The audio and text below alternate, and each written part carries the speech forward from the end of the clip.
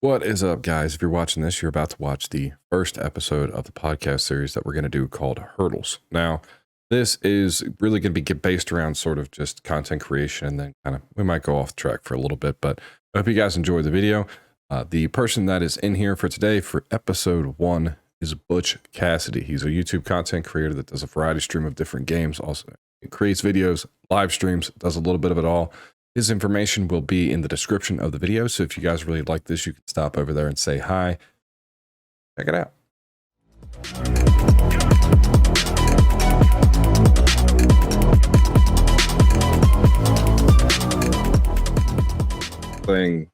Well, especially that promotion thing, that was definitely on purpose because there was a lot of other people that were making content too. I was like, well, it only seems right to just have this all here. Yeah. No, I don't feel. Sorry, go ahead. No, you're good. So, what was I gonna say? Sorry, I'm trying to deal with a couple other things, and I got a son who's acting like a jerk right now.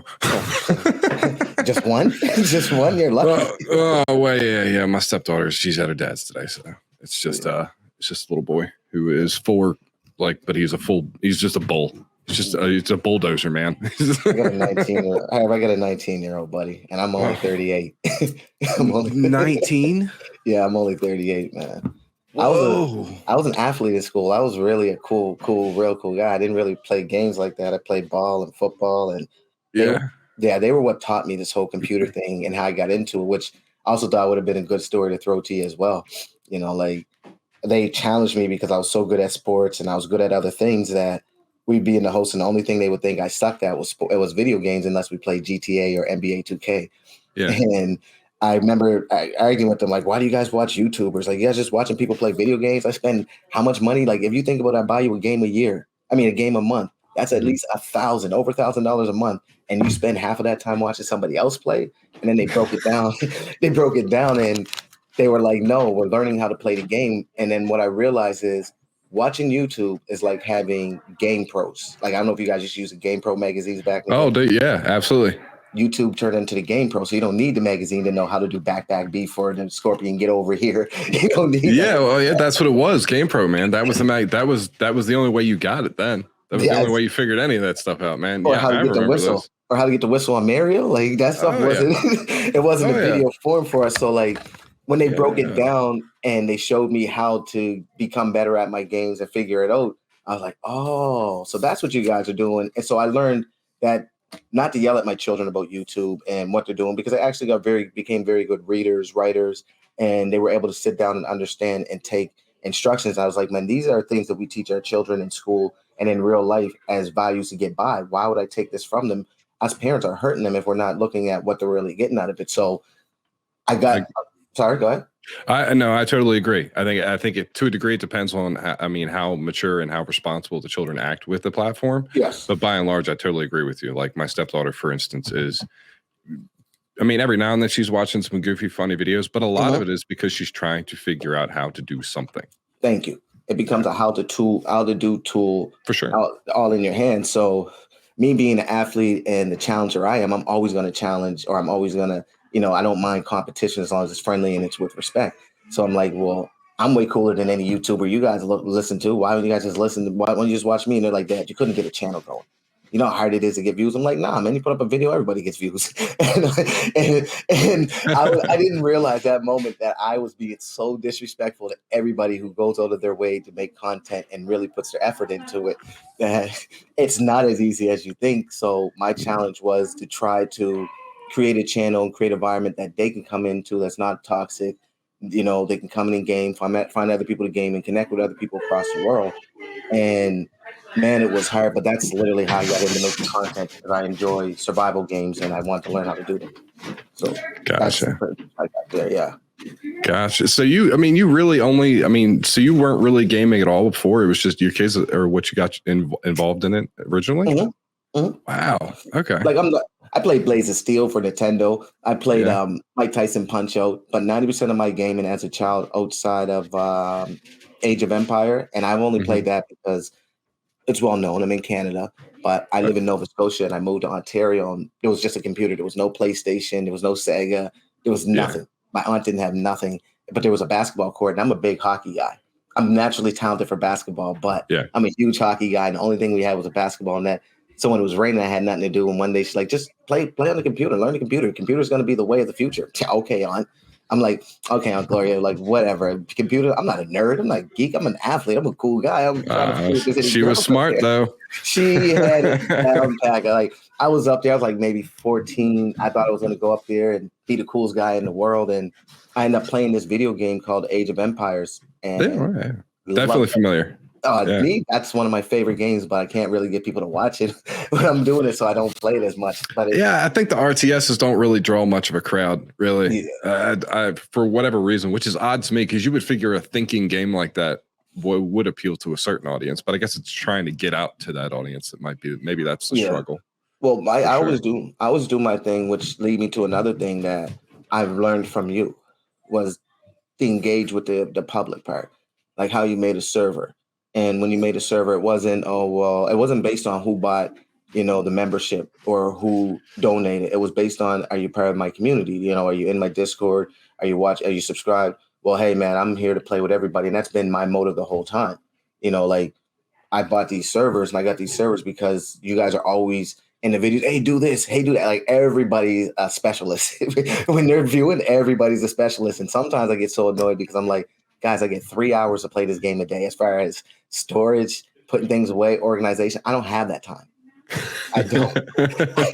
I don't. Well, man, that's what I say. That's why I said, man, don't you ever quit, man. Like guys like you motivate me and taught me that cool guys can do this. It's just going to take us some time and get it together. But watching your stream, sometimes not saying that because a boxing match is on. And I don't want to come in again and be like, hey, Harv, I'm here, but I'm watching the boxing match. Well, that's right. I think you and I had a Jake Paul conversation, I think, on stream one night. We did, yeah. We had a big one. I was like, and I felt like I'm always taken away. And then I know there was somebody in the community that didn't like something that a tribe mate of mine did. And I felt just to the point where like, nothing negative to you or them, but it was their space beforehand. And, with my complaints and me being this way, maybe I should just back off a little bit and show the respect to the people that were here first. Maybe I'm annoying somebody. And I've always, as far as the community goes, I've always had a very hands-off approach because and that's definitely been a tricky part to this, especially when you start working with Discord and stuff. Mm-hmm. I've definitely been put in a situation where I have people that don't necessarily get along with each other and they expect me to mediate it. I'm like, well, listen, you're a grown adult. Like that's not my job. It's like with Eric, people are always like, oh, well, he did this in my tribe, he did that in my tribe. And I tell them, I lead by example. I won't tribe with nobody. I'll alliance with all you guys, but I'm not tribing with nobody. So I can't complain if anyone did this. And you guys should probably do the same because I'm not refereeing grown adults that are arguing after you guys were just friends. Like you guys were able to agree together, find a way to make it work. So I definitely get you on that part. As far as anybody attacking anybody for no reason in my Discord, I understand, or in the community, that I have the power to either get rid of them. But for the most part, that's different. Oh yeah. I think if it's unwarranted, you gotta set a tone, right? Mm-hmm. Like whether that, because I've had it happen in like streams where somebody's coming and been a dick for some reason, and I'm just like, nah, I'll shut that down, right? Yeah. But if it's people just genuinely disagreeing with each other, that's gonna happen anywhere. So let them figure it out as far as I'm concerned. As long as, if it gets out of hand, obviously you might have to intervene, but ultimately I've always taken a very hands-off approach to that. For that reason. And I think the majority of the people that are involved in our community are adults anyway. So I'm like, I got my own kids. I'm not babysitting yours. Like you all figure it out. And we have here, I ain't raising nobody else's children. Exactly. And that's ultimately what it comes down to. And what I feel like in the community, in the gaming community, is you have those guys that are just there that really just want to play games and interact with people around the world. And then you have those people that are, don't get me wrong, if this part's recorded, it's out there for you guys. I'm not picking at you, but some of you guys seem to not realize just because you don't have friends in real life, going in a virtual world and acting the exact same way in your real life is not going to get you friends. Like overly.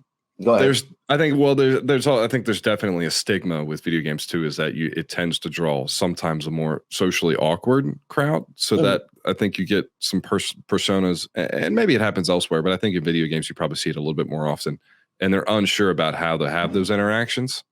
Yeah.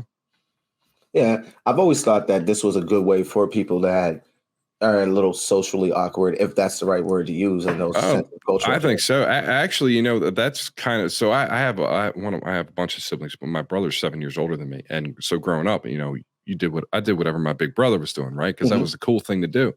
And when he got into video games, that was me just kind of following in his footsteps. Well, he's doing it. It must be cool. I must get involved in this. And I think for me, I actually probably I tend to be a bit more introverted, and I think I realize it more in my life now because I'm older and I understand myself more.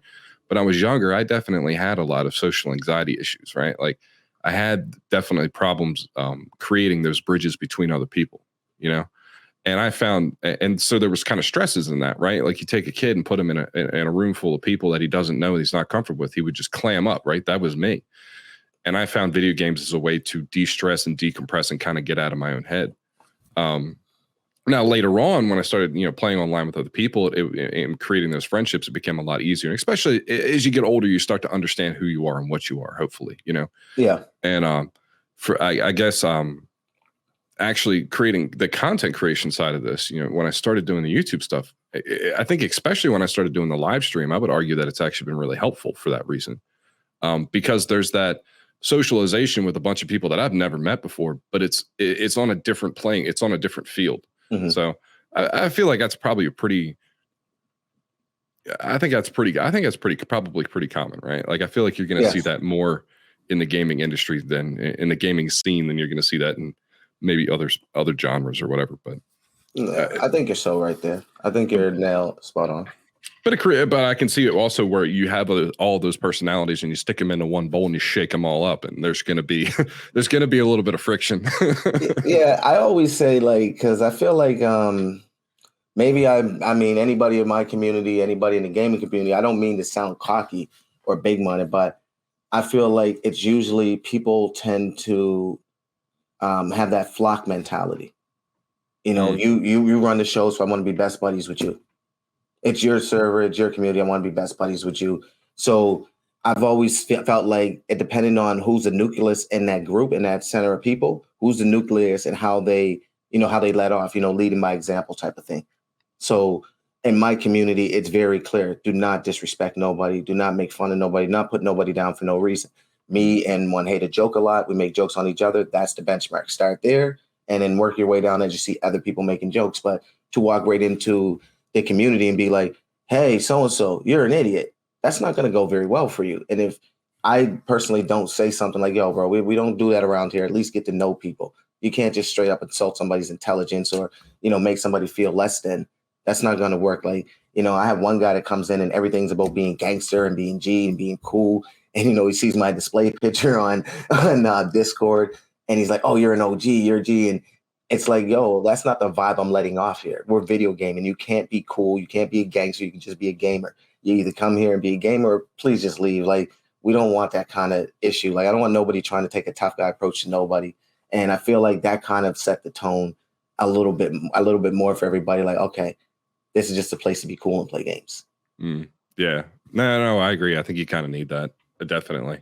I don't know if I've experienced. I've definitely experienced a few people like just jumping in and being rude for no reason. I was there once, and sometimes, especially I see it happen probably in more live streams than I did than actual just general interaction with the community. I think when you get to the point where people are like joining in your games to play with you and hang out with you, I think those people understand at that point probably what you're going to put up with and what you're not. Yes. But I don't know how many times people popped in the stream and said some smart ass stuff. And sometimes if I'm busy and I just don't want to deal with it, I just mute them and I just walk away. But there are times that I have found out that if you throw that shit back at them, they realize, oh, okay, there's that line. I shouldn't have crossed that. My bad. And then they calm down a little bit. Something I got from you. I think we were playing Arc on, I think, Valguero. And it was just as me and you were just starting to really get each other's personality. You're noticing I'm a regular. I'm here all the time now. Oh, yeah. And somebody coming in, he said something, and I couldn't help it because to me, you're such a cool guy, a nice guy. Like, I don't see anybody coming in trying to mess with your stuff. Like, the way that you do things and the way that you put on things, it's like, man, how could you even try to mess with this guy? This guy's too nice and too laid back. Like, mind you, he's monotone. He's going to be one level. You get one level, one level out of this guy. He's not going to be overly excited. He's not going to be very sad. You got the same Harv, which I thought that was so cool. Like, you're always the same person. You're very reliable. So you went in on him and you made jokes at him, not in a rude way, not to make him feel like nothing, but instead of blocking him, instead of kicking him, instead of, just muting him, you actually entertained him. And he just went away on his own because he realized you're the one with the mic. Yeah. Well, you're throwing zingers. He's still trying to type something, but you're throwing so many zingers that he can't even come back from them. And I was like, what? It's brilliant. And that's actually played to my advantage, because there's been on a couple of occasions that's happened, and you throw that back at them kind of lightheartedly. And once they realize that you do have like a sense of humor and you can actually get along, I've had people join in the community after the fact. Yes. And get along fine with everybody. That's why I said I stole it from you, because I realized we joke. My thing now when I'm streaming, if you guys are gonna come in my stream, I make it very clear. You're more than welcome to come in and troll. Just be funny. Yeah. Well, I was watching a video that I'd seen beforehand, and it was just a real short video about how to like diffuse certain situations, especially in like a verbal sort of situation, right? And one of the things is when somebody throws an insult your way, you don't necessarily throw an insult back at them. You throw an insult at their insult. Thank you. And that usually just goes, it just makes it, you're just shooting it out of the air. It doesn't even make it to the target, right?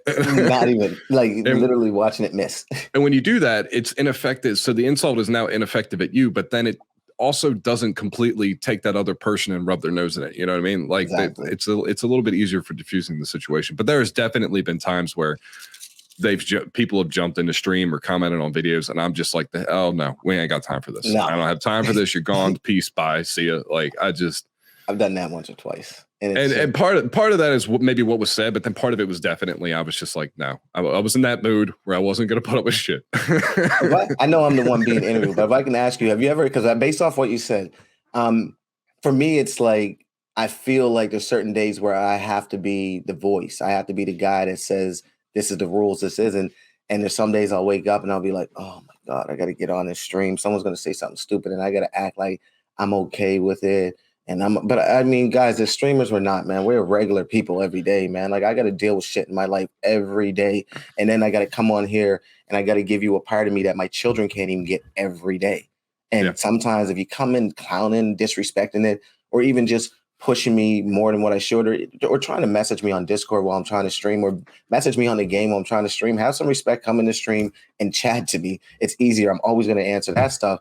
So all that's going through my head. And then I'm like, oh man, let's do this. So I don't know if this is legal to say here, but in Canada, weed's legal. I smoke and roll about 2 or 3 joints before I even start, just so that it's like, you know what?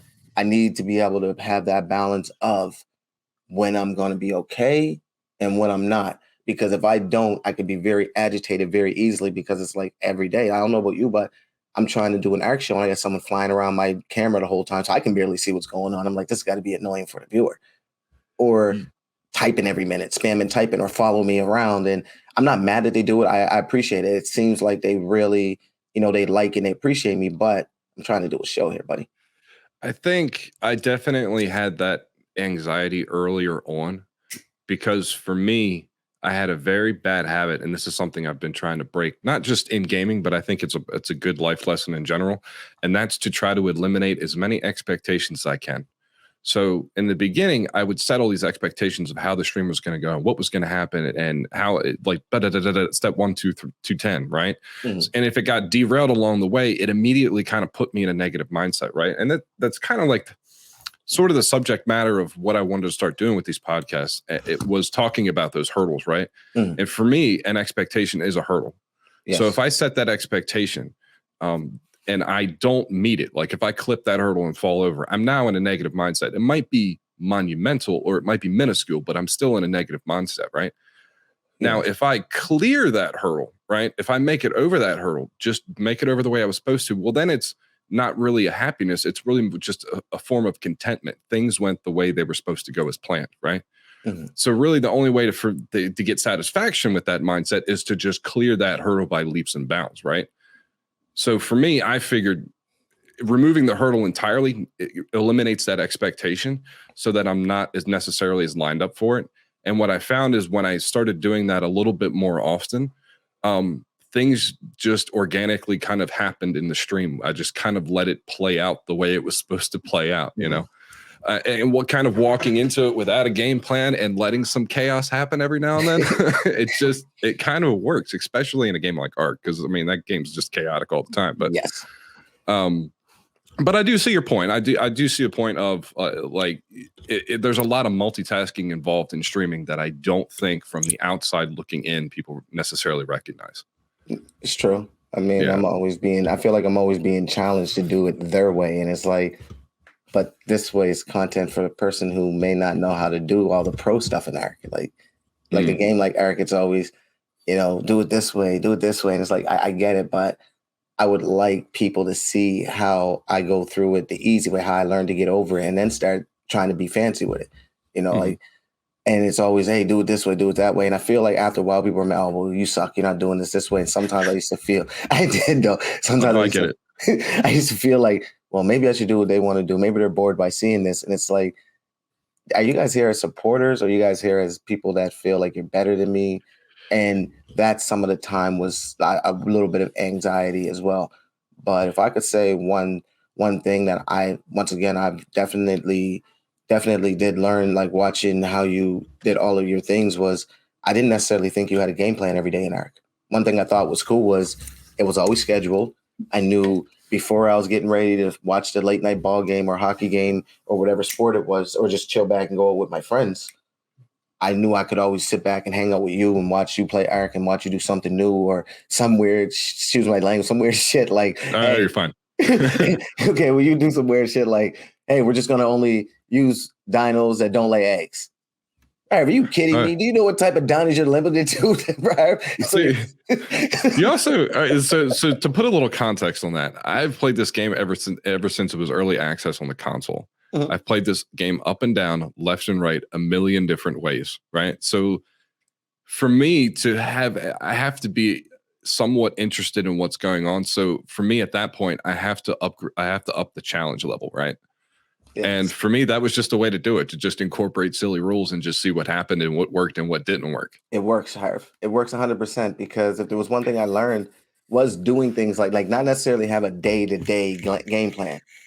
That literally made sense. It helped me get out of wanting to make videos, because I didn't know, like, oh, I'm going to stream, and how long is my stream going to be if I can't get this done? I'm going to do. That's not what Harv does. Harv has his set time that he's jumping in. He's doing what he's going to do, but he's showing you his gameplay from the beginning of how he sets up the server all the way to the end. People are very interested in that. I'm very interested in that. And I think that's where I had to break up. And this definitely is helpful, is to break up what you do in the videos versus what you do in the streams, right? Yes. I feel like I use the videos for more how-tos. Yeah, more instructional things, which I think kind of applies, not even really in gaming, but in general, right? Like it's that way you can pump that tutorial out of how to do this X, Y, and Z the way that you think is the best way to do it, right? And here, and you're trying to spread that information, and that way I'm not interrupted by chat blowing up or somebody flying around my shit, or like I'm not interrupted by any of that. So then I can go into the stream and just use the stream as another way to connect with the people that are watching the videos. Yeah. So and which I think is pretty common, right? Like I don't think that's anything terribly unique. I think a lot of people are doing that, right? Yeah, but one thing I'll say is I get ragged on about my thumbnails. You'll never get ragged on about your thumbnails. Oh, I did at the beginning. Yeah, I'm personally, one thing I keep saying, like, you, shout out to Big Earl, you guys, and Arsenio, you guys were some of the people that in the beginning, I've watched and I've seen how you guys did certain things, and you guys were all growing a community and a fan base, but I don't think you guys can see it. Like me, I don't, I see some growth in my community, but I don't really see a fan base, because I feel like probably you guys feel, which is sometimes I got, 15, 20 likes or views or this and that. And then I'll go look at something different. It's like, whoa, that one shot up. You guys like that, but you guys don't like, I thought this was way more interesting, but I'm not the viewer. Right. And I'm the one who's always going to be my hardest critic. Like you said, those hurdles. So what you're not seeing is you probably never heard from me in a minute, but I do watch all your videos. Don't always comment, but I do watch all your videos. And when you put the video you put out, it's like, well, if you don't realize how much you mean to a gaming community, then I'm willing to come on. I normally stream every day at these hours, but I didn't care what it was. to have this conversation with you, like, yo, you're a motivation for a guy who's 38, played sports, hangs out with guys. And if you see me in real life or came to my day-to-day life, you would never think I play video games. But you motivate somebody to not play video games, but to display your way of playing it. I may not be the exact same as you, but I wanted to display it and kind of build exactly what you were building. And I just think that sometimes we don't see what's really being given to us or the community we have. Because when I first came around you, you didn't have 10,000 subscribers. Oh, hell no. 10,000, bro. Like you were at 100 or maybe 1,000, maybe. Yeah, at the 1,000 happened pretty quick, and that was because of a shout out that a bigger YouTuber had given me. Miola had given me a huge shout out. And really, Miola? Dude, it was so weird. So I work in a place where I don't have access to Discord. I don't have access to any of that shit, but I did have access to my Gmail. And early on, I think I'm not sure if it still happens for you or not, but if people subscribe to your channel, do you get email notifications about it? Yeah, I get it. So I think have it off private. If they have it off private, right? So I think at a certain time it stops doing that. I don't remember where. I just know it stopped. But anyway, I think I was sitting around like a couple hundred subscribers, and I'm at work, and I happened to check my email because I was actually something else I was planning on looking at, and I have hundreds of emails about people subscribing to the channel in my chat. So Raptor, we're practically brothers. We've known each other for years and years and years. Like he lives 10 minutes away. Like his kids know my kids. Like we know that's just how it is. He calls my mom. That's how close we are. You can tell in the streams that you guys know each other. It's not one of those, oh, we met through gaming. Oh yeah. So I messaged him because my knee-jerk reaction, I was like, what the hell did Raptor do? That was my first honest to God question. I was like, what did he do? And I messaged him. He was like, I didn't do anything. What are you talking about? And then I started reading the messages, and they started talking about how Miola had sent him there. Apparently, there was a building video that I did that he incorporated into one of his videos and gave me a shout out. Long story short, but yeah, I think in the beginning, it's rough to invest that much time into content, and then when you put it up and it's like 5 people watch it, there's like a couple of thumbs ups on it. And I think it's just hard in general because the amount of time you spend. Like I think years ago, like 10, 15 years ago, you could have gotten away with just recording something real quick, spitting it out on YouTube and walking away from it, right? But because the environment is so much more saturated now, the bar has now been raised. So you kind of have to put more time into that stuff in order for it to kind of poke through a little bit. But so how long have you been? When did you start doing YouTube? See, that's a funny timeline. I started, I'd say, about 4 or 5 years ago with a game called Last Day on Earth that that's the game me and my children were arguing about that I should make videos about. And that kind of helped me get into the survival game. And they kept telling me I should play Ark. And I'm a real gamer when I can play Ark. I'll be as good as the gamers when I play Ark. And a guy a YouTuber that I met that would stream every day, I met him and I was watching him play the game, and I was one of those guys that were like, oh, this guy's doing it wrong. I got to tell him it's free to play. Like, what are we doing paying money to play video games? We're 80s babies. We don't do that. You buy the game, you play it. There's no admin codes. There's no cheats. We just play it. You don't got to buy extra packages, And so he challenged me one day. He did something, and I just said, man, you don't do that. You're going to die every time you do that. He's like, yeah, okay. Like, you can do better. I'm like, man, I'm not trying to bully you, but I'll send you a video. How do I make a video? And I made the video, and everybody in the community was like, man, make a video. But show us how you do this. Because I kept showing them pictures of everything that I had, and I didn't know I was that good. And so my children told me I should make a video. The guy told me I should make a video. So I made some videos on that game, and I had a channel up. But as far as like actually making content, like to go serious with a community, put the label, wear the hat. Okay, I'm a content creator. This is what I do. We're gonna really build a community. November 2022. Okay, so not even a year. No, before that I was making videos and putting them up, trying my thing at editing, but I wouldn't say I was fully committed to content creating because I would play the game for like 4 or 5 hours, suck 3 videos out of that, cut it up, and throw a thumbnail on it, put up a description, put a Discord tag, and say, hey, join my community. And I can't say I didn't enjoy doing it, but it wasn't a passion I want to get to that, that spot where I'm a content creator. Hmm. But now when like, if you look at what I do as far as trying to stream every day, say what's up to the community every day, find sponsorships, like getting sponsorships so that we can create money, because we're not at 1,000 subscribers.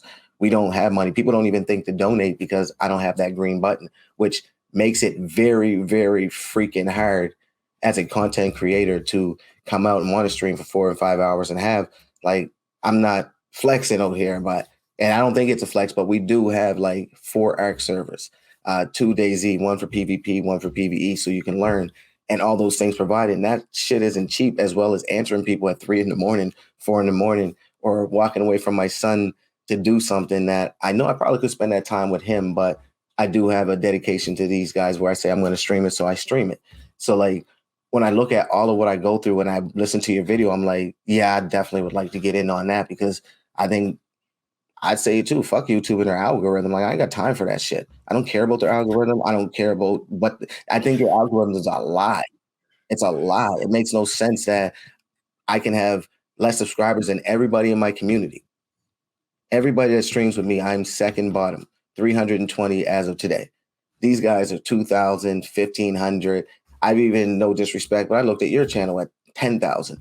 I shouldn't have videos that have the same amount of views, and we shouldn't be in the view area if the algorithm's real.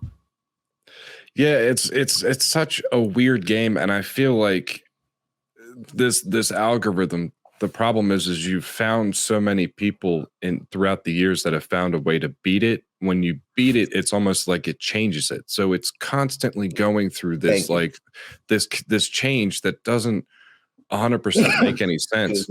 And I mean, I think, I don't know if you remember or not, but way back in the day, YouTube used to do, a lot of YouTube channels used to be these sponsored channels where it almost worked as like a, I don't really like record labels, but I'm gonna use them as an example. It's kind of like a record label for content creators, right? Like they would own the channel, but then they would have all these people underneath of them, and then they would promote the content and then pay them out, right? Mm. I almost think that you need something like that specifically for smaller streamers to get them, and content creators, not just on YouTube, honestly. It could be anywhere, with much as I'm not a huge fan of Twitch, it could be there, or Kick that knew it, or Rumble, or whatever the case is, right? Like, I feel like you almost need that sort of spotlight area to kind of pick out those people that are doing the work, but haven't gotten that leg up because they haven't figured out how to topple the algorithm of however it's working at that current time. Yeah. But it is super frustrating. And I'll be honest with you, part of my frustrations came from even now, where I would sit there and I would compare myself to another. And I was doing the same thing you were, right? I was looking at somebody who's been doing this just as long as I have and is vastly way more, vastly surpassed me. And I'm kind of like, well, what the hell am I doing that this person isn't? Engagement, I'd say. Yeah, probably. If you ask me, people, because I've sat with somebody that was like, this guy doesn't seem like he really cares. I'm like, are you kidding me?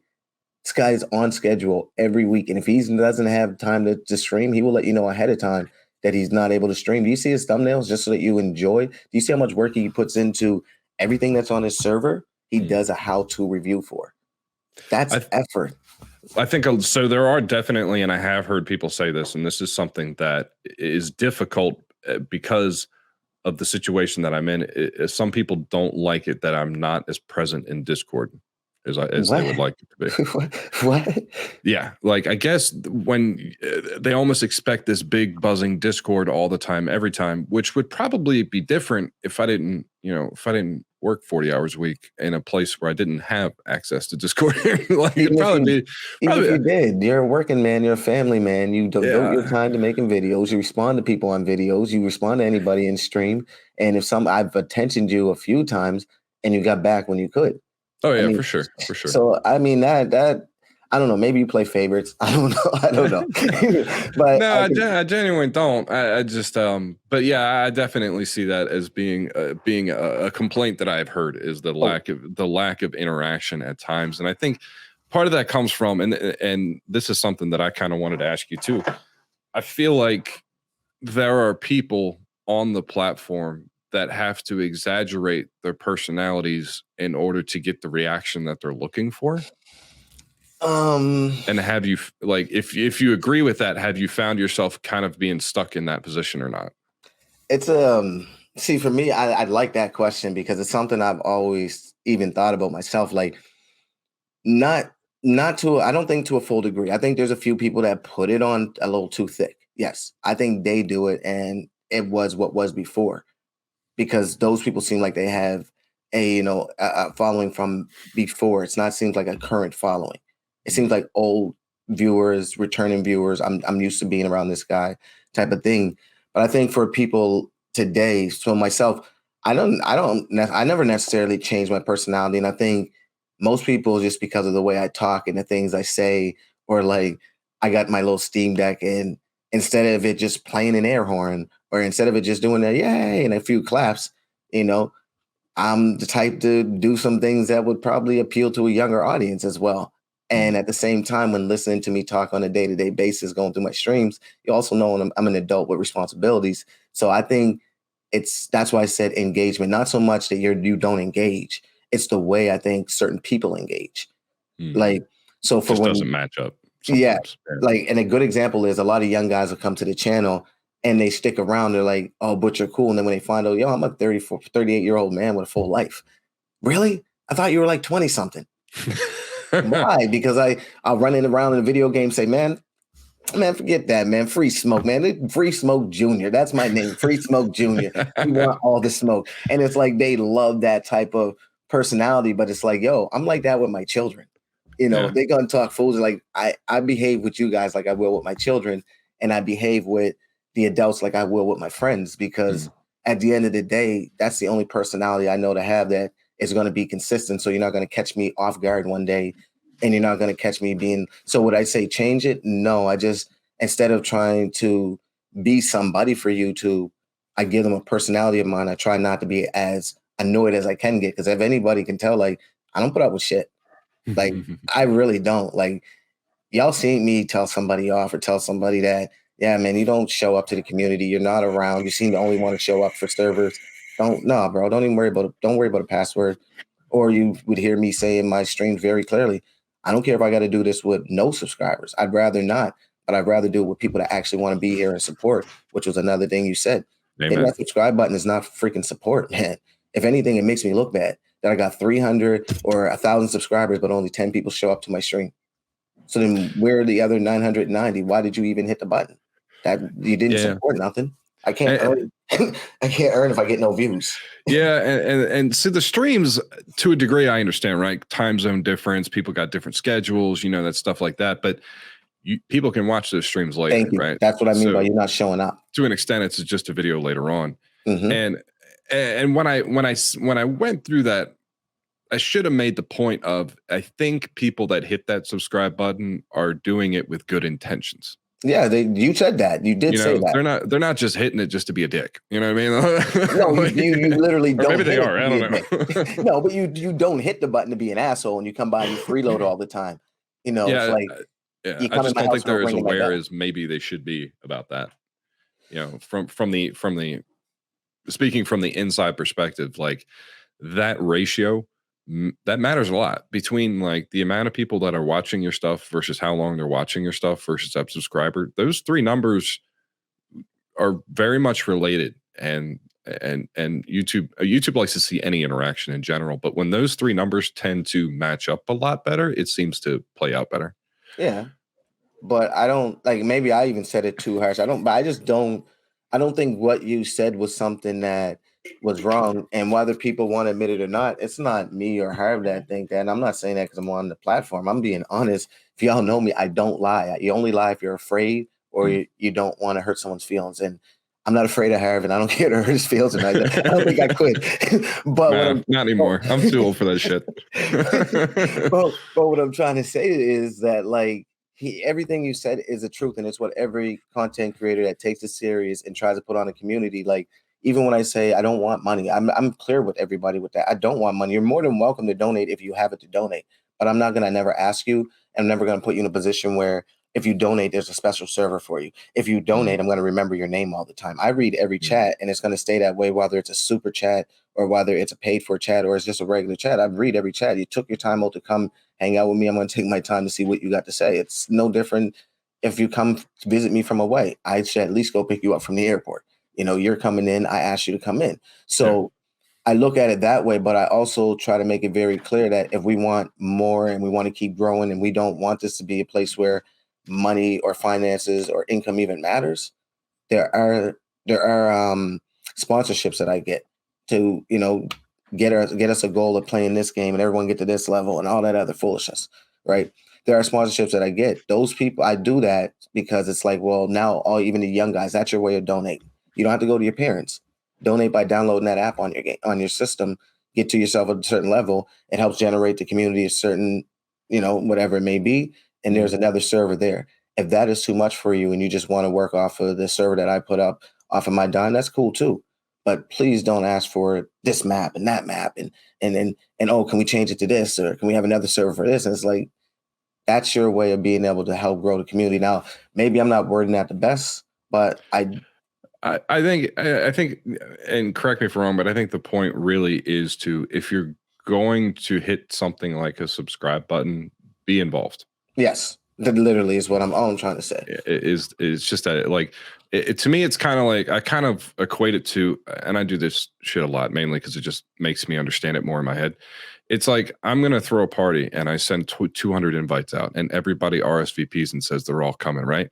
So I get everything together for 200 people expecting, now part of that's my fault, putting that expectation in front of myself. And then 12 people show up, and you're kind of like, well, what the fuck? What happened to the other, 88? Like or 188? Like what's going on? So I kind of look at it that way. And again, I think that genuinely people hit that subscribe button with good intentions, but I don't think that they think it all the way through. I think that's probably a much better way to say it, as well as like, I agree with you where it's like the time zones and, maybe they're not able to get there. And I'm not saying, hey, hit the button and watch every video from start to end. I say that in my streams all the time. I don't really care how long you guys are here. Hitting that subscribe button, saying hello, or just dropping by and saying what's up when you can, or even just giving it a watch later to see what we're up to.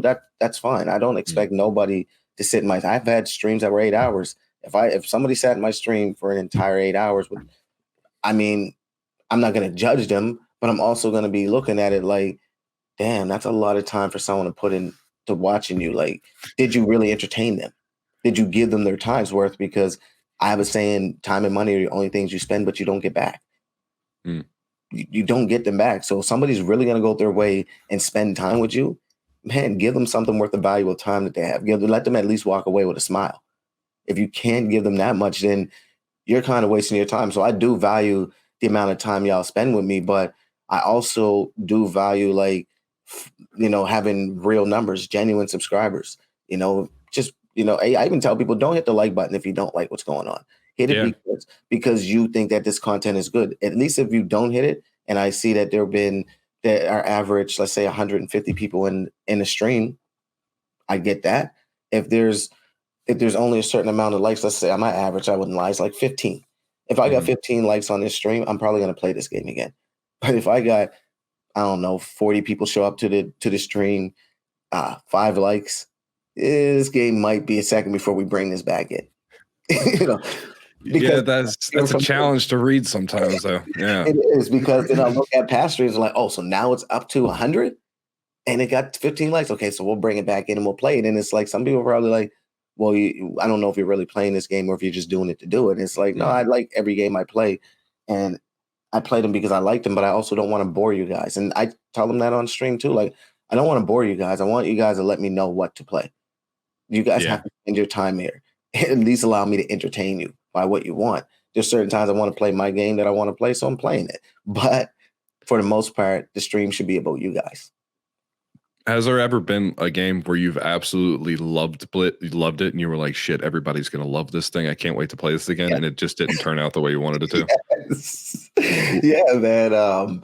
Last Day on Earth, I just recently started streaming that game again. Yeah. And it's a multiplayer. It's involved. It's on the phone. Everybody should love it. But it's kind of hard getting people to show up. This new game, Hysteria, you should check it out. It's almost like a robot art. I actually went back and checked some of it out. Yeah.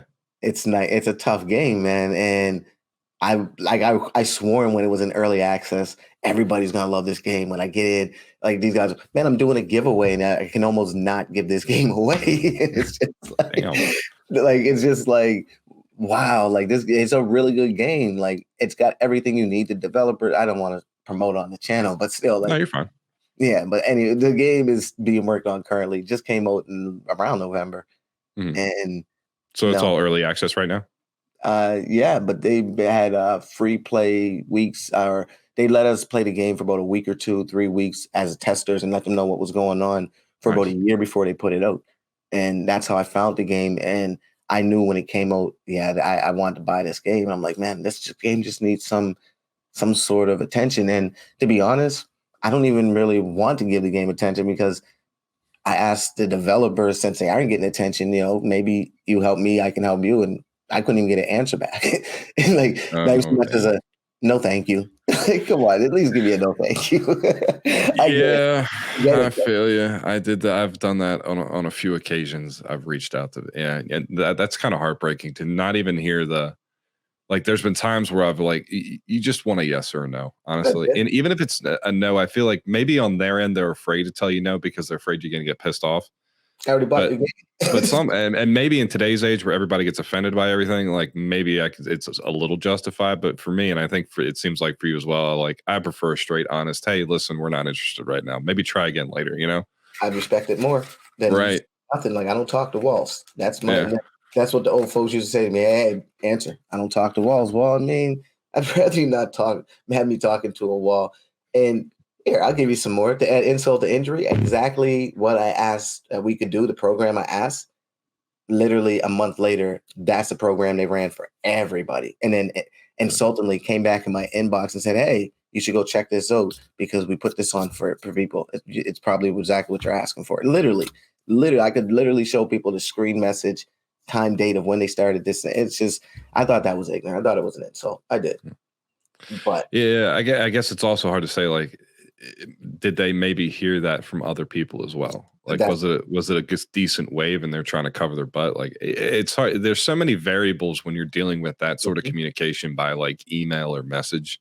Yeah. You know what I mean? Like you can never, and I find that sometimes, I don't know if you do too, but sometimes I find that hard when I'm talking to people that maybe are in chat on the live stream because I can't see their face. I can't hear their tone of voice. I can't see the body language. So, that was something else I was going to talk about too. Like, do you find that it's sometimes that it's easy to misinterpret what's said because of that?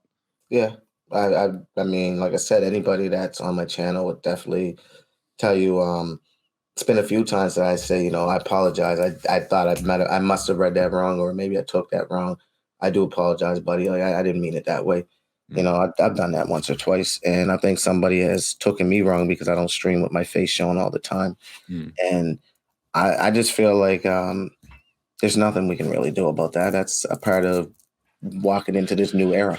Yeah, that's technology in general. That's where we're at now. Are you just doing YouTube? Are you working with any other like platforms at all? Or you're just doing the YouTube thing?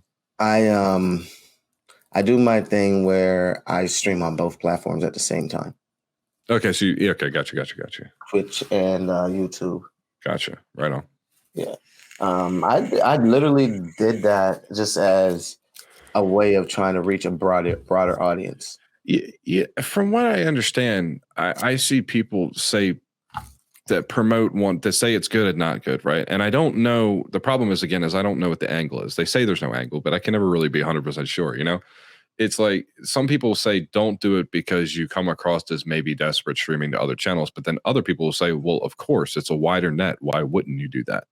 And we'll see. And I'm kind of in the camp of your way of thinking of if it's do what you want, but I mean, it only makes sense if if you have a voice that you want to be heard, why wouldn't you project it in as many places as possible? Like it only makes sense. Have you looked at what is that streaming? There was a Kick. Have you looked at that at all? Yeah, I streamed on there once. I didn't like it. No, it's another Twitch. It is another Twitch. It's exactly like Fair Twitch. enough. Okay. Like, I don't like things that don't allow me to control my thumbnail. Oh, you can't control your thumbnail there. No, I don't like that. I don't like that you're already giving me a ready-made thumbnail because I might want to present something different than what you're showing the people. Like I don't want it always be Helen on the back of a dinosaur. Maybe, maybe we're not doing that. Maybe we're doing something else. Yeah. And, but I mean, and it's just, there's some other things too that like, it's harder, I find, on Twitch and Kick. But one thing I will say is once people notice you, like you, I think you do well on Twitch, especially because Twitch doesn't have so many guidelines as YouTube. Twitch has people that are on there and they know they're getting what they get. It seems like. To me, it's just that. I think for me, over the years, the general aura of Twitch has kind of rubbed me the wrong way. Mm-hmm. Like what it was and what it's kind of turned into. Like there's a lot of people that have been shut down for just saying something that wasn't quote unquote politically correct at the time. God. And it's so like it's so strange. It's such a foreign concept to me, that whole canceling of someone just because they don't agree or say what you want them to thing is so strange. But not only that, but for me, it is. And then Twitch is so like, it seemed to be, it was, when it started, it was video games. That's all it was. It was all it was. And now it's being used for all this other shit. And I just don't necessarily agree with it. I will say I like,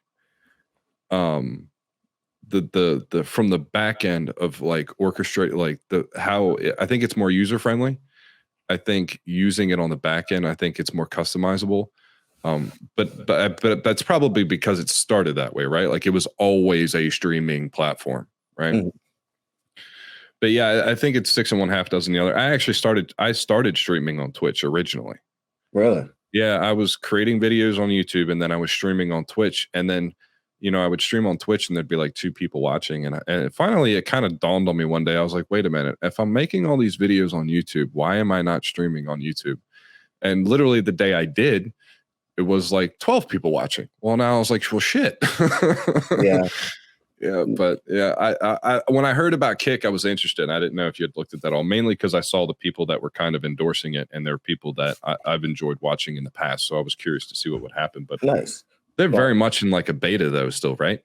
I think so. I've only streamed on it once, and I couldn't like the other thing that like there's still, I'd say you have to be in a beta because I couldn't find the tag for certain games to be able to pull up the actual thumbnails. Once again, you can't create your own, so you have to use theirs by typing in the name of the game. They don't even have the game in the registry, so I had to type a game in order to stream. So here I am playing Last Day on Earth with an ARC thumbnail, because the only way I could go forward. Oh, crap. Yeah. See your problem there. Yeah. If it's a game that's not listed in their quote unquote catalog, how would that work? Yeah. That's got to be a little.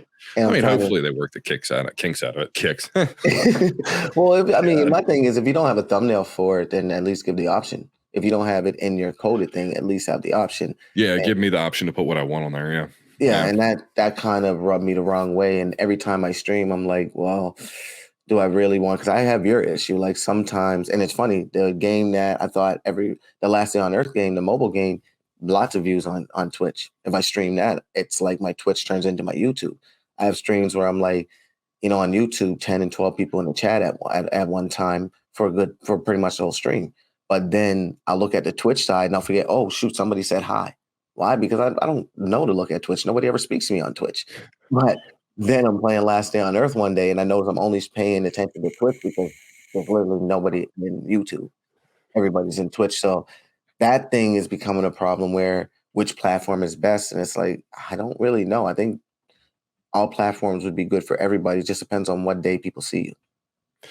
I think from what I've seen, now the gap has gotten a lot closer, I think Discover, as far as streaming goes, right? If I'm talking strictly streaming, I think it's discoverability is easier on Twitch, mainly because of how that's set up, right? Like you can search for a specific game, see all the people that are playing that game.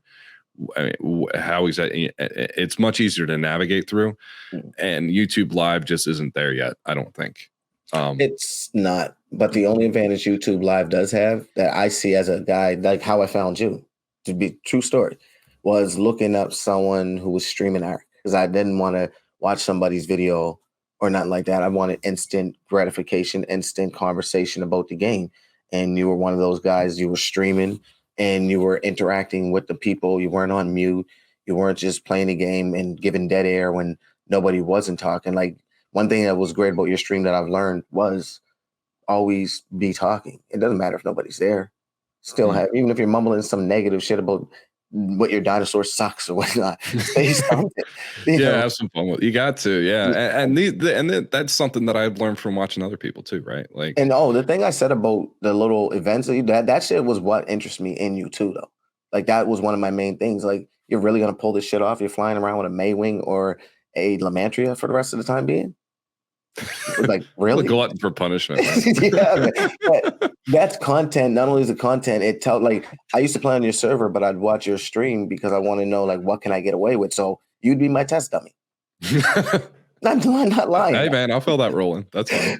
I loved it, and that's why I'm saying, like, I think it's just a matter of who sees you on what day. Only thing that slows me down from watching a lot of content creators, and somebody had said this, is it sucks when you get content creators as subscribers because it's hard for them to really watch your shit because they're trying to do their own shit.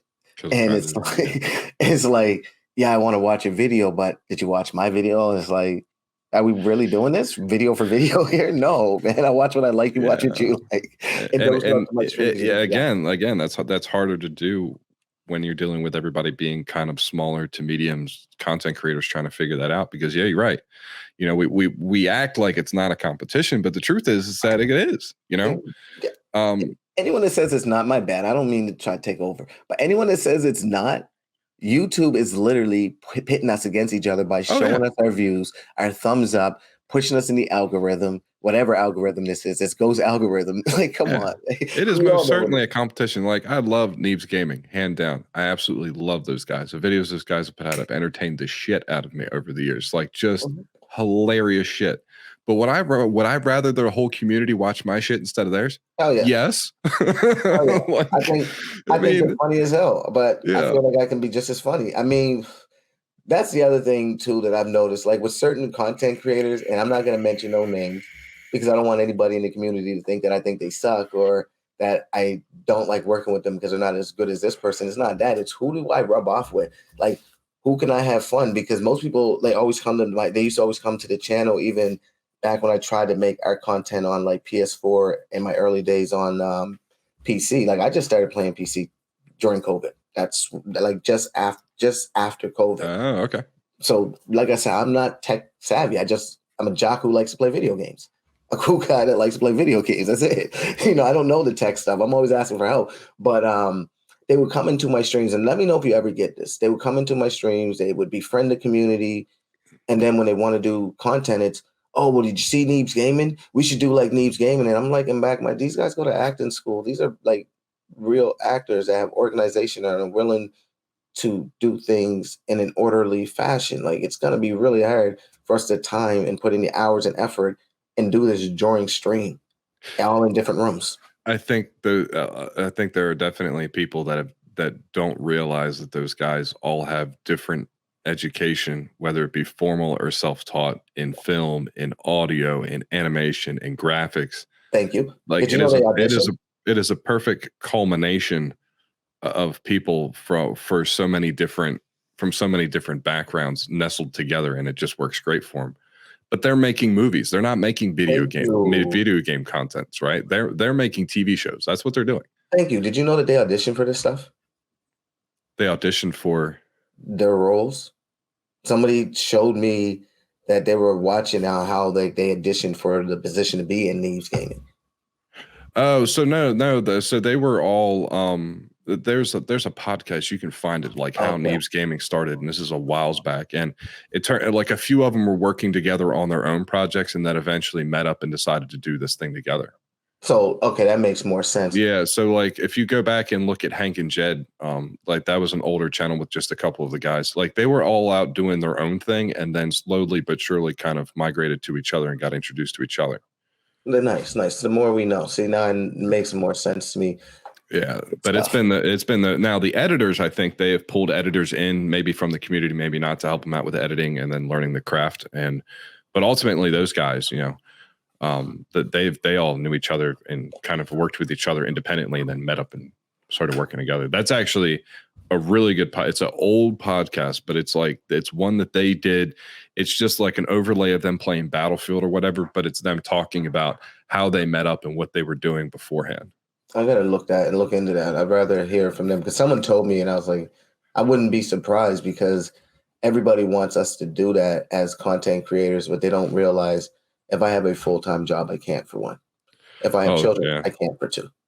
Yeah, and I don't have the formal education nor the work in there. But what I do have is to be able to be naturally funny in my own environment with people that can understand me. And I got about 3 or 4 people I played games with for about 5 years now that literally do understand me. And I have my own friends that do understand me that could have that fun. But it's one of those things where I feel like it's hard to explain to people. You have to develop that chemistry with somebody to even get started to do that type of stuff. But I just always found it, not to be rude to anybody, I always found it annoying that they're like, you can do this like Neeb's Gaming. It's like, man, you know how far away we are from Neeb's Gaming to be able to do anything like Neeb's Gaming. Well, I think it's good to pick and pull things, right? Like, for instance, like when I was doing ARC, like episodal gameplays, right? One of the things that I always liked from their gameplays that they do, because they mess with different camera angles and use spectator cameras, is the cinematic little intros and outros. Yeah, like you see, I feel like you can kind of pick and pull from all sorts of different. It's almost like music in a way. Like, a current day musician probably picks and pulls from inspiration elsewhere and incorporates it in what they do.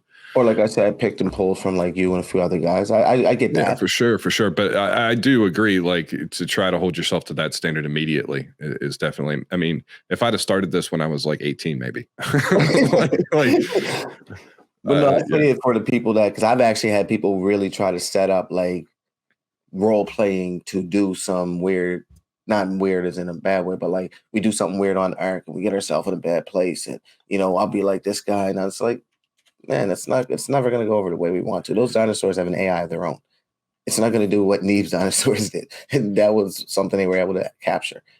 So that's just me. I just wanted to know if anybody else as a content creator gets that, and how do you actually like get people to understand that that's and it doesn't happen, especially when you're doing recordings. Like, I would always try to I learned very quickly that if I had a clean cut step plan, just like I was talking about the live streams, if I had a step plan about how I was going to record a video, it was never going to fucking work. Or I'd be recording a video for 20 hours trying to make it work. Like, for me, what I found, like, the easiest way to do it is to, like, maybe even if you're just physically writing it down, like, I want to accomplish A, B, and C on this video. Generally. And then just kind of wing it from there. Really, their videos, a lot of them come out great. And one thing I did see that I think maybe I might be wrong, correct me if I'm wrong, but watching your videos and watching your streams, so I would see you doing this and doing that on your video, and I'm like, that's not the same map. That's the same map around, but I never seen that in that place. And I think one day you said something like you were in your single player and that you would do like most of your like how-tos in your single player so that, you kept it away from your live. Because I mean, one thing that would annoy me is people using GMC on the same map that they're doing a playthrough. It's like, how do I know what's really GMC'd and what's not? Right. Yeah, I think when you're doing games like that, especially if you're playing a game where you're doing 2 tutorials and then you're also playing on whatever community server, right? Like, even if it's not ARC, could be anything, right? Yeah. Having that single player sandbox is much easier to contain the chaos long enough for you to do whatever that 2 tutorial is. Like, it's much easier to contain that chaos. Yeah. And that's I picked that one up very quickly, that it was the easiest way to do it. Yeah, for sure. So that is what you are doing? Yeah, whenever I was doing now mod reviews were a little bit different when I was doing ARC mod reviews, because there are quite a bit of mods that don't necessarily play nice with single player. Okay. So I had a small private server that I would load those mods on that I would work with, but it was still in that contained environment and only in there because it was just easier to manage, right? But yeah, most of the time it was probably, well, not most time, probably about 50-50. It was depending on the mod. It was like single player and or on a private server. But I tried to steer away from that on the community servers because for one, you never know what's going to happen. People could get involved, shit could blow up, you know. I mean, you just never, it could, which ultimately could be funnier. I don't know. But the other thing is I kind of wanted to keep things a surprise, right? So if I was doing a mod review or a playthrough of whatever, I didn't want to just spill the beans to everybody to see what I was doing. So being able to do that on a private server or even on single player allowed me to kind of hold that hand close to my chest a little bit. Pretty smart. Pretty smart. But yeah, ultimately it was just, and it really didn't even stem from that. I just kind of realized it later on, but it was just really to just kind of contain the chaos so that I could, once I think I got to the point, and this is something that I actually learned from Glock. I don't know if you're familiar with Glock or not. I heard his name. I don't think I watched it. He does a lot of 7 Days to Die. He plays a lot of other games too, but the guy is 7 Days to Die master, right? And and funny as shit. Absolutely hilarious. I think you would love it. Is he the guy that lived in a taco truck? Yes. Yeah, I did watch the videos. Yeah, guys, I heard his name because a subscriber of mine told me I need to watch him to learn 7 Days to Die. I learned the game. Oh yeah, he's great because not only does he have a really great sense of humor, but he's very instructional. Like shit, I learned a lot just from watching him, and then also laughing my ass off too.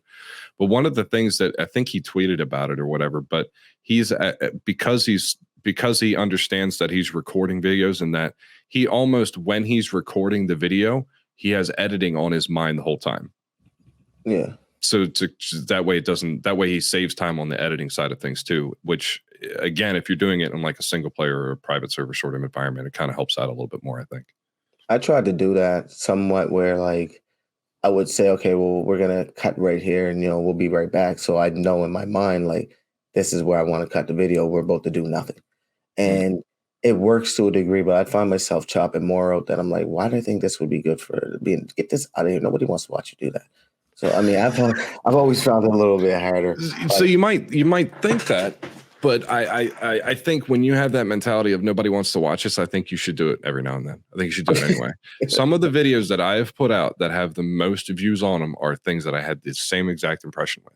I went to start editing them and I'm like, nobody wants to fucking watch this. And I uploaded it, and it like since then it was a few of the videos. I made a video a long time ago about how to build on uneven terrain in Ark, right? Yeah. And this is before you started using mods and before stacking foundations, like all that shit, right? And I started editing the video, and I'm like, man, this is so choppy. This doesn't make any sense. People aren't going to get this. I'm like, you know what? Screw it. I'm just gonna do it. And even now, it's probably one of the videos that have the most views on that channel. Yeah. What about hours? So you never know. It may have the most views. What about hours? Has the most views and hours? Yes. Oh, that's crazy. Yeah. Oh, a lot of the two tutorials and the mod reviews did, because I think, and we kind of talked about this in the beginning, right? Like, I feel like YouTube is definitely a place where people are looking for that instruction.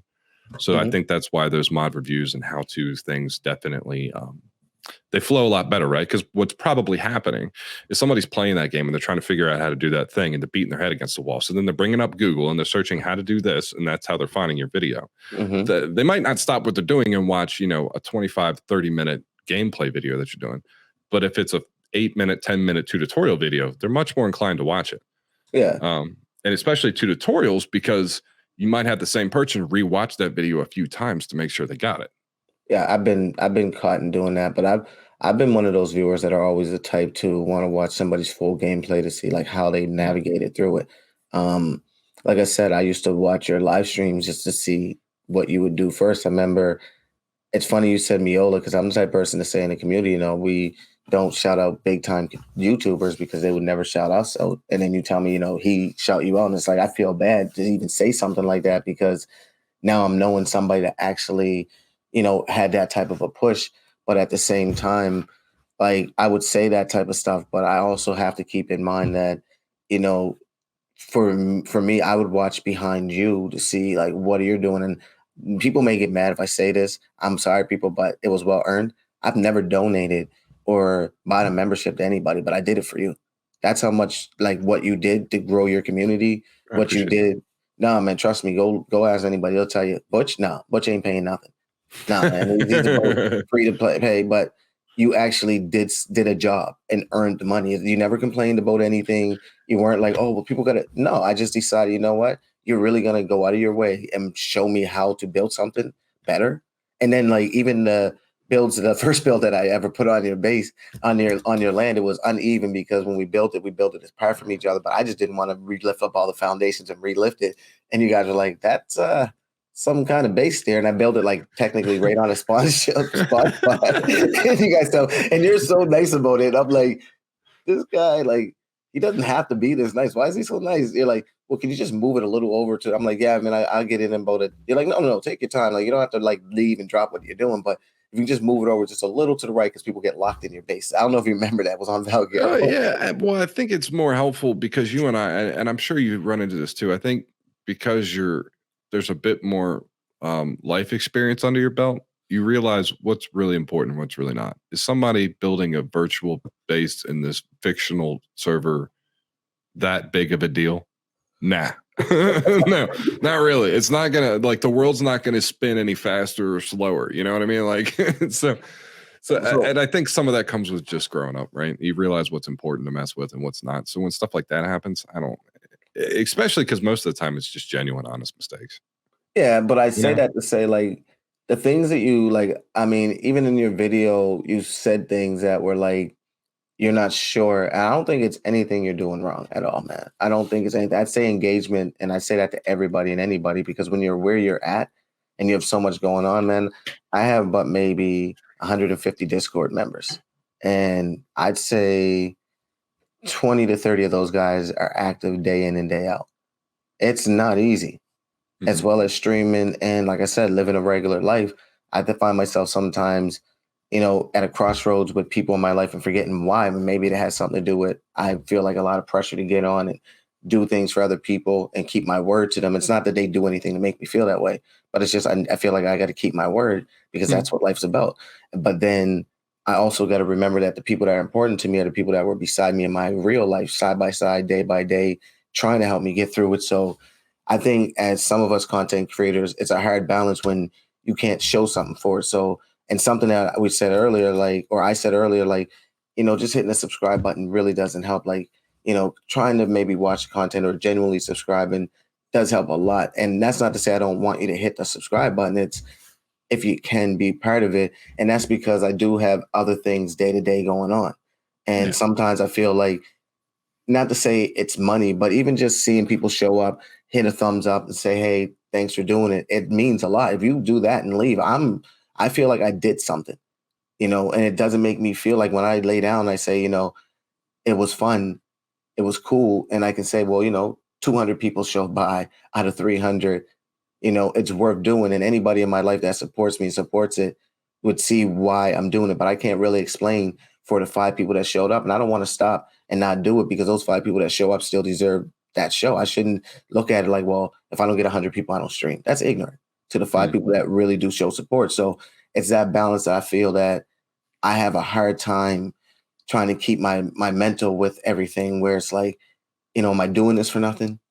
Does anybody around me understand why an hour or two is sacrificed at a third day now so that I can, perform this and perform this live stream or whatever it is? I feel that is more of the problem of feeling like maybe I shouldn't do it because it's not worth it. So if I'm making sense, something to that degree.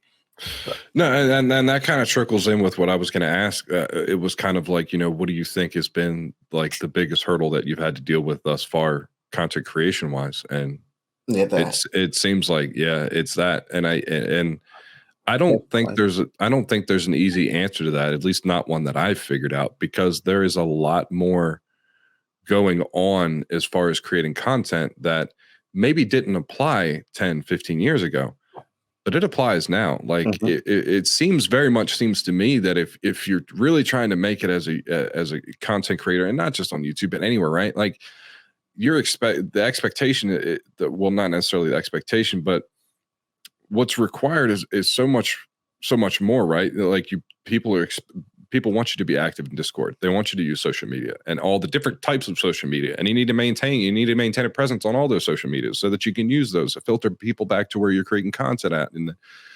it's I think it's really easy from the outside looking in. And I definitely did this before I started creating content where I just went, I mean, it's just recording a video and throwing it up on the internet. How complicated can it be? Yeah, me too.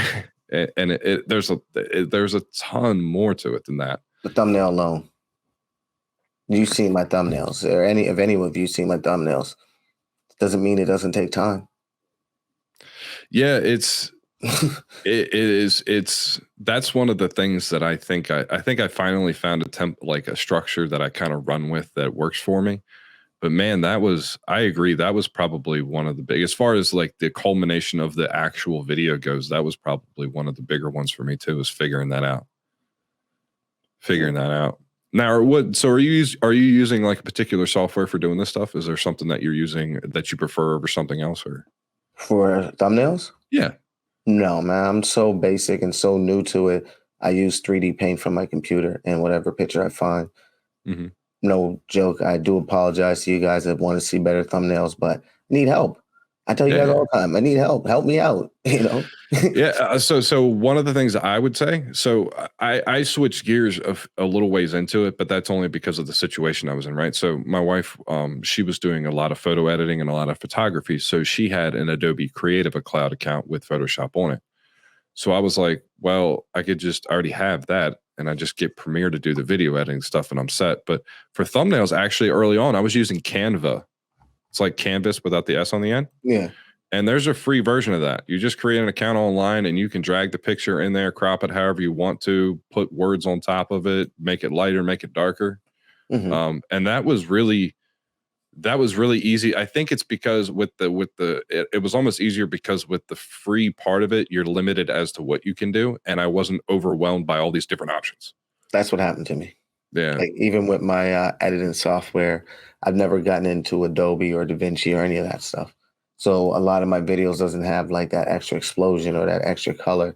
And I kind of knew that was a bit of a hurt, but it was like, yo, I don't really know this. I just like to play video games, and I made a deal with my children. Not only that, I'm not a quitter at anything. I mean, maybe eventually I'll learn it, but right now I'm going to practice with the basic stuff. And I think when I got into DaVinci and everything like that, it overwhelmed me. So I was just like, nah, I'm cool. I don't know how to use. That's too many buttons. Like that's too many.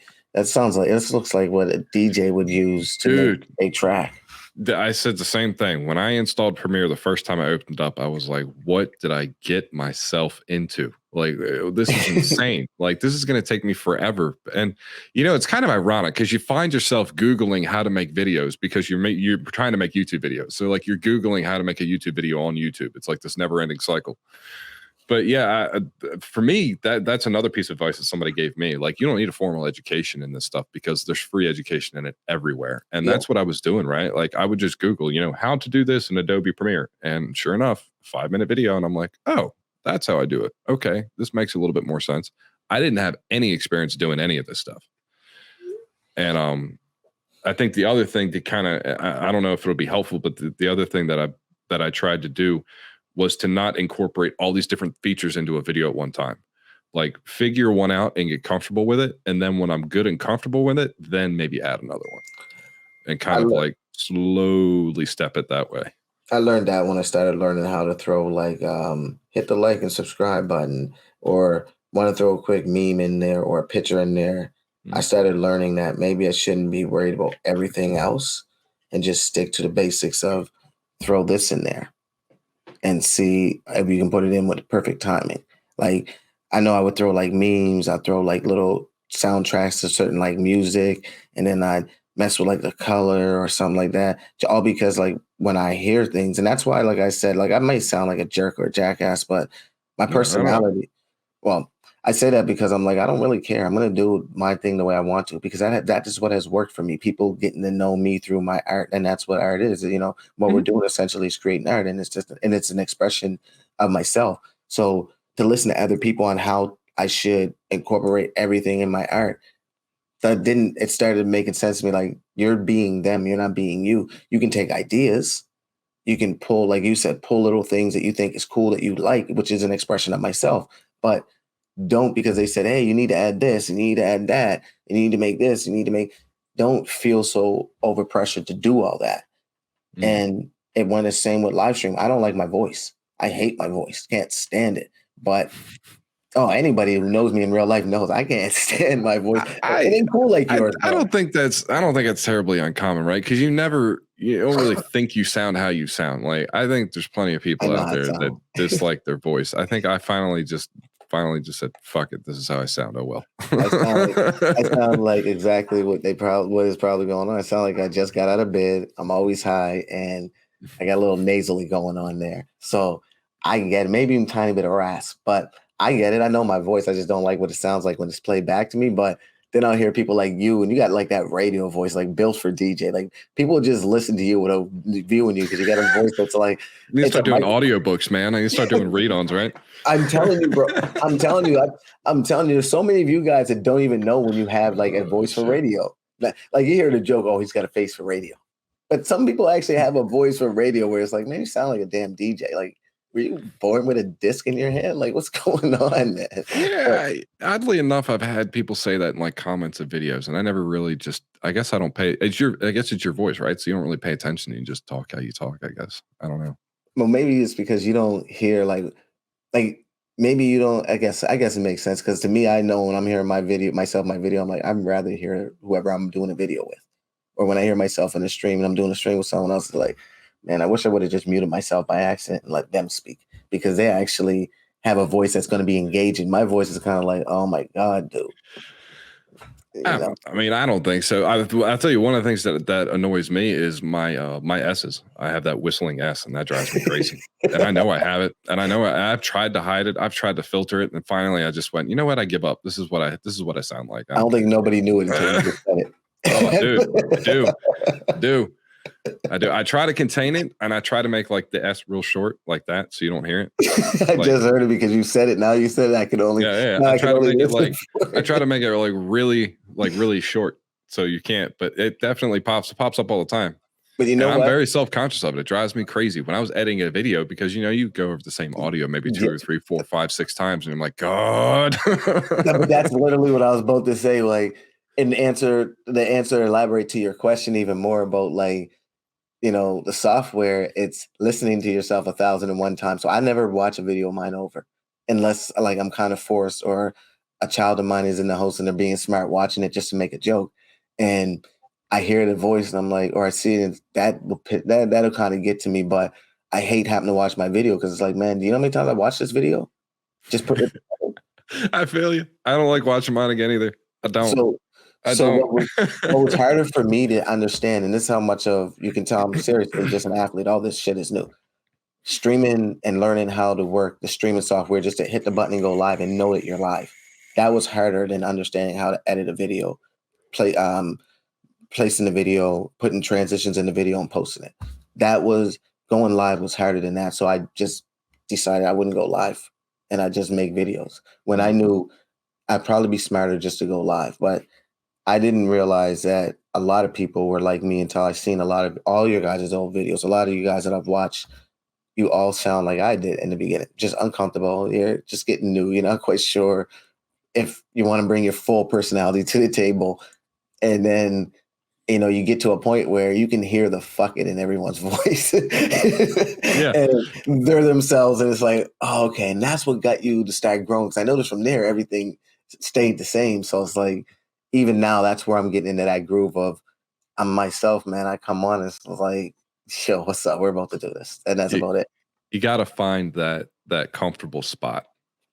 You got to find that comfort zone. Because if you're nervous, people can tell, man. It's like sharks to blood. You know what I mean? Like people can tell when you're nervous, especially when you're throwing yourself out there on the internet. The whole world can tell when you're nervous and when you're not nervous, But they helped me. They helped me a lot because when those sharks started swimming around, I'm always in survival mode anyways. And I noticed once I let off a few spears and a few shots, these sharks start flirting away or these sharks turn into minnows. And it's like, oh, you guys just want to be my friend. And that was just a joke. Oh, okay, well, my bad. And then I realized like they probably will respect me more for being myself. But like you said, when they can smell that blood and they're circling you, it's your fault. Oh yeah, and sometimes it's not even like belligerent or negative, right? It's not like it's sometimes just somebody just might simply be turned off, right? Like even in like face to face. If I have a person in front of me who's clearly not comfortable with themselves, it puts the conversation in a weird, awkward sort of environment, you know? Yeah. So I feel like it just once you get in that comfort zone, it helps. I think it helps. It's easier for people to connect with you, I think. Well, I would say like another example. I know I exampled Eric a lot. Eric, I want a paycheck. I would say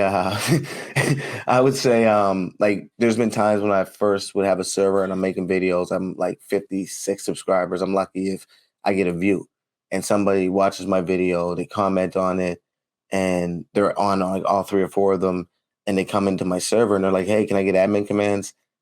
And it's like they know they shouldn't ask that question, but they know they're asking because I'm new. I don't have many subscribers, and there's that hidden threat in the back of your mind, like, well, if I don't, they're gonna think I'm lame and leave, and now my subscribers job. And it's like I feel like sometimes there are people that do that, but then I feel like there's some people that didn't realize that you're new because there's plenty of people I jumped on the scene with, and I'm like, oh shoot, you've actually been only streaming for a month or two. And Yep. it's like, shoot, I thought you would have been doing this for a while. So I think it's a balance of both. Like when I say a lot of things, most people that know me know I do either, for every yin there is a yang. You don't never there's always an opposite in this world because it works on a balance. In my mind, that's an opinion, people. That's not me factuating. It's just an opinion, but that's that's how I No, I feel get about you. I things. get you. And I So think that makes sense. Yeah, it's a mixed bag. You never know who you're going to deal with, right? yeah, You man. never know who's on the other side of that keyboard. You never know what they're going to say or what their intentions are. You got to have to make your best judgment call that you can, Yeah. Yeah. Something else I wanted to ask mainly because I feel like we're kind of on the same page with, having children and having a job on top of that. Like how hard is like the time management and what do you do to try to help you with that? Between all of the other responsibilities that you have and then making content, like how do you best to manage that? Truthfully, I don't. Not I'm starting to get there now, but I didn't really time manage it very well, which is why, like I said, a guy like you, the way that you did your thing, I've always looked up to how you did it because you were able to do that. You could get your reviews out and even your gameplays throughout the week, but you were always on time for a stream. And if you weren't, you would let people know ahead of time that you weren't. And sometimes even open up and be like, this is why not, where I would say I'm going to stream in an hour. Yeah, the stream's still on. It's on an hour, but not make the stream. And then, get on later, maybe 3 hours later. And it's only now where I'm starting to find that time to be able to balance to say, okay, well, I'll pick my children up at this time. I'll get 2 or 3 hours with them. They'll be with their mother for the rest of the time. I can go and get the stream done because I don't stream where my children are. Hmm.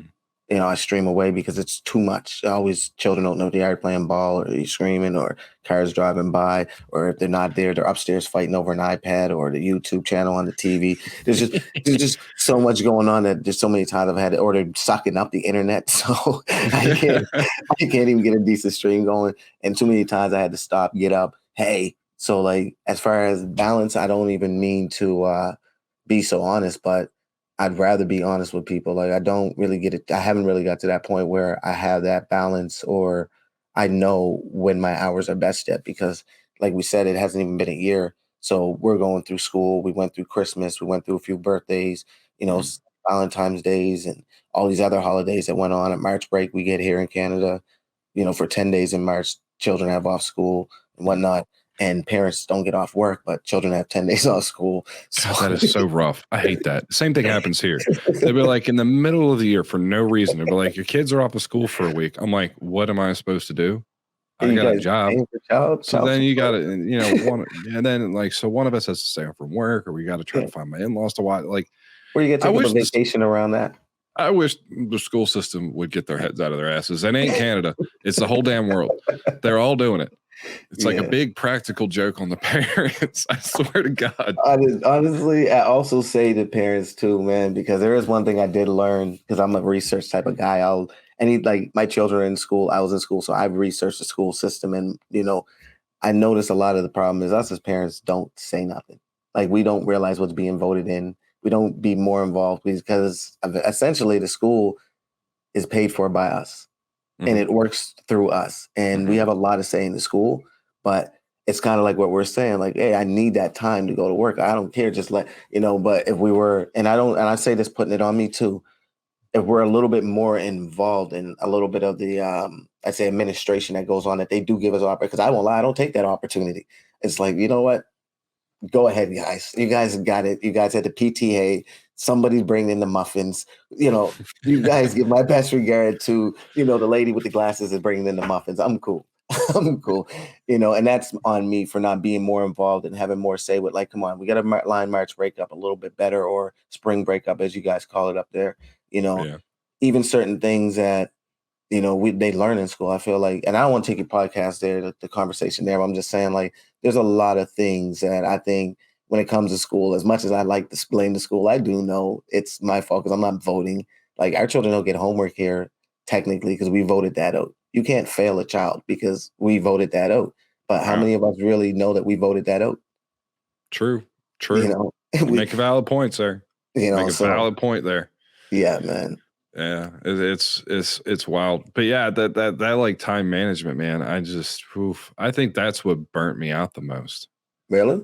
Yeah, for sure. I thought it's what was making you successful and being able to do what you were doing, which is why I said, like, you're a guy that I took a template from, and it sucked because a lot of your stuff I had to watch afterwards, and I wasn't able to be a part of the stream because sometimes we streamed at the same time. Yeah, the streams were, I think once I talked to my wife about it, and I said, yeah, I'm going to stream this day or this, because typically it was like Friday, Saturdays is what I boiled it down to. I think I started doing it on Sundays and then realized staying up late to go back to work Monday morning was a stupid idea.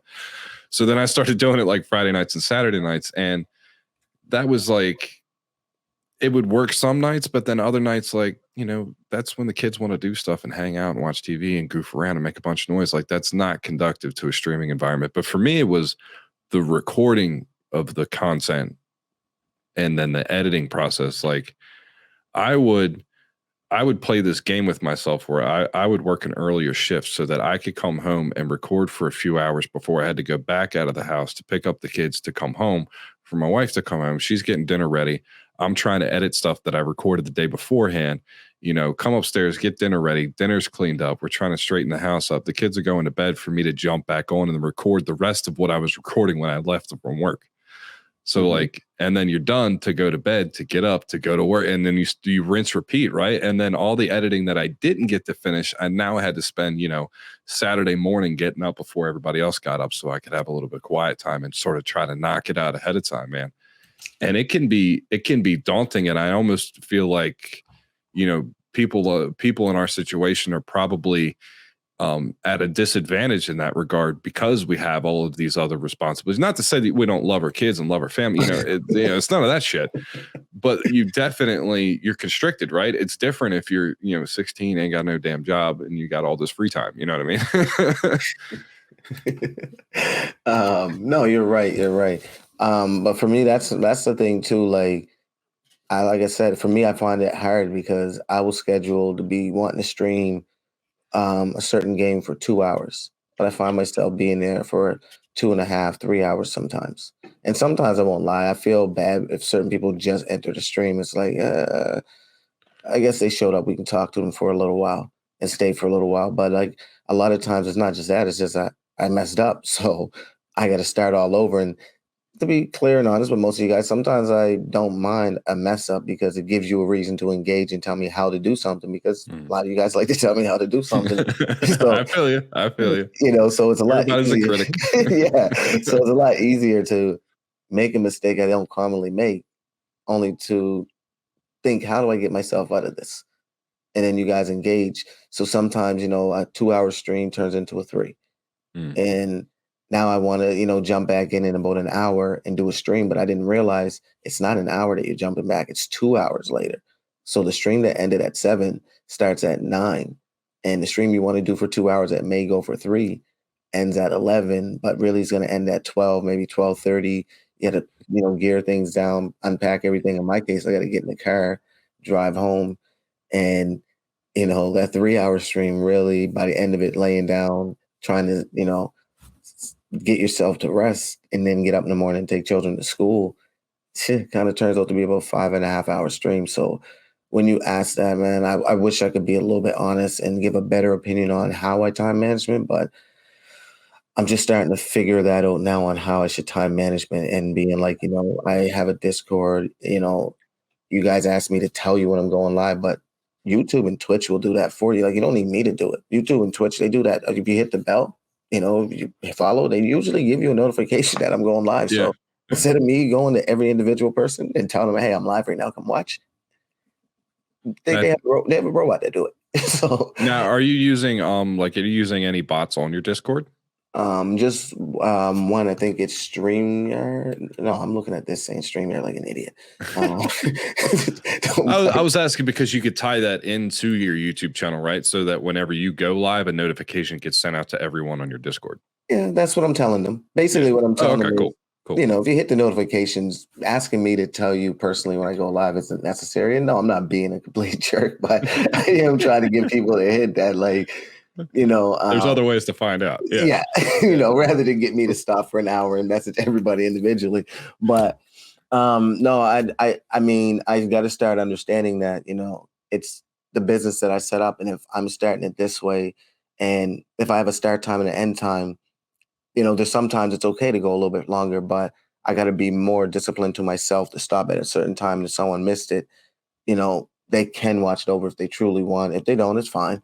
Or even as a small channel, sometimes I do have to have that in the back of my mind. Like, it's a new viewer. This person hasn't seen us before. The least I can do is give them something live instead of saying, hey, you just walked in. Well, it's too bad. We're shutting down. Our 2 hours is up. We can't go past the limit. We don't get paid for overtime here. And just that's hard too, man. Because I've had that happen too, and I've had to pull the plug. And I went, man, I got to get up early tomorrow. I cannot stay up this late. Like, yeah, that sucks. Because you don't know if that person, you don't know, that could potentially be somebody who could have been a huge part of your community. And if you do that, you don't know if that person's ever going to come back. Exactly. And especially early on, every individual person is very important. And that's my point, man. And that's why I say, and even no matter for me, and I do mean this and I hope I can stick to it. And hopefully you guys hold my word to it. I would like to make sure that every individual subscriber that is interactive that I know is there, because I can't make you feel like you matter if I don't know you're there. But everyone that's interactive with me, I try to at least, I don't think there's one subscriber or anybody in my Discord that doesn't say that I've never ever tried to message them individually or direct a message to them or ask them how they're doing or if they want to join. Or, I'm nice enough that some streams I'll open up my live chat, learned that from you. Open up my live chat on Discord that everybody can jump in and, I'm open to hang out with. This is an open community. We're not, there's no big eyes and little U's here. So, I learned that from you. It's an old saying, but I learned that from you. And to go that route, also Big Earl's another guy that gave me a lot of, you guys were a lot of the same on that. That's Big Earl 1948. But I've learned a lot of that and I try to incorporate a lot of that with me. But as far as, I feel like it's like hanging up on someone who just called when they just walked into the building. They're brand new. They say what's up. And let's be, for me, I'll be honest. I find commenters harder to get than subscribers. Yeah. Actually, you're right, man. You are wholeheartedly right. So, oh my God, when people would comment on my shit, I was like, what? Yeah. Somebody had something to say. Okay, but I'm gonna print this out and frame it, put it on my wall. So I say that to say, when I get a commenter, I feel more in debt to at least comment back and engage back with them. So if you just walk in and you're like, hey, Butch, what's up? It's like, hey, what's up? Do you play the game? What's up? What are you doing? We got a community. We do this. I want to tell you everything, but hey, I do want to go. You don't know. I just smoked 3 joints, in the run of an hour, doing this stream. All those clicks were not cigarettes. Trust me, not cigarettes. And I've been talking my ass off. I just been up since 7 o'clock getting children to school, arguing with them to get to school. And I got 2 little girls I got to get ready as well as a 12-year-old boy where he's at that stage, basketball. So all that's incorporated. And that person that just typed doesn't know that. Right. And I have to keep all of that in mind that person doesn't know that. So the least I can do is remember my own philosophy. Time and money spent and you don't get them back. The things that spend that you don't get back. That person just took time. Yeah. You got to talk to them. And then, they hit the subscribe button and it's like, really, dog, you're really pulling my arm here. But I can't make you look into my life, but go into Discord, man. And that's why I always say, man, go to Discord and we're interactive. That's what the party don't stop. It doesn't stop after the stream. We're in the Discord doing the exact same thing. I'm just not talking and displaying a game. Somebody Mhm. might be displaying theirs on the Discord and we can still talk. I'm just going to be on the typing position. So when you ask that, like, man, it's hard, bro. It's hard. Like I can go on forever about time management and how the hell do you guys do it? Do you really have jobs? Like that's almost what I feel like I asking had people. I had just had to iron it out, and then I almost had to set timers for myself. Like I scheduled this a lot of time to do this a lot of time to do this a lot of time to do this, and then anytime I got any extra free time on my hands that I wasn't expecting, I just tried to get myself like ahead. It's like I said, I think it's definitely more difficult for individuals like us that have all of those other responsibilities on the table already, right? That plate is already full, and now we're trying to make room for a little bit of something else. Yeah, and Um, there's even times where I have to discipline my son or not a beating you guys. I understand this is the 20s. We're not allowed to like thrashing around here. I get it. But there's times where you gotta discipline your son, or maybe your personal life isn't the best and you're going back and forth.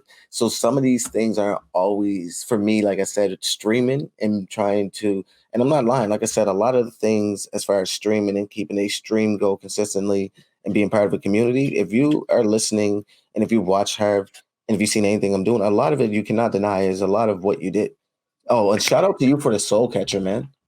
Shout out to you for the soul catcher. That is like one of the biggest hits on my streams. And I don't never, and I feel bad that I never say it, but if you're ever just write it in my comment one day. You're welcome.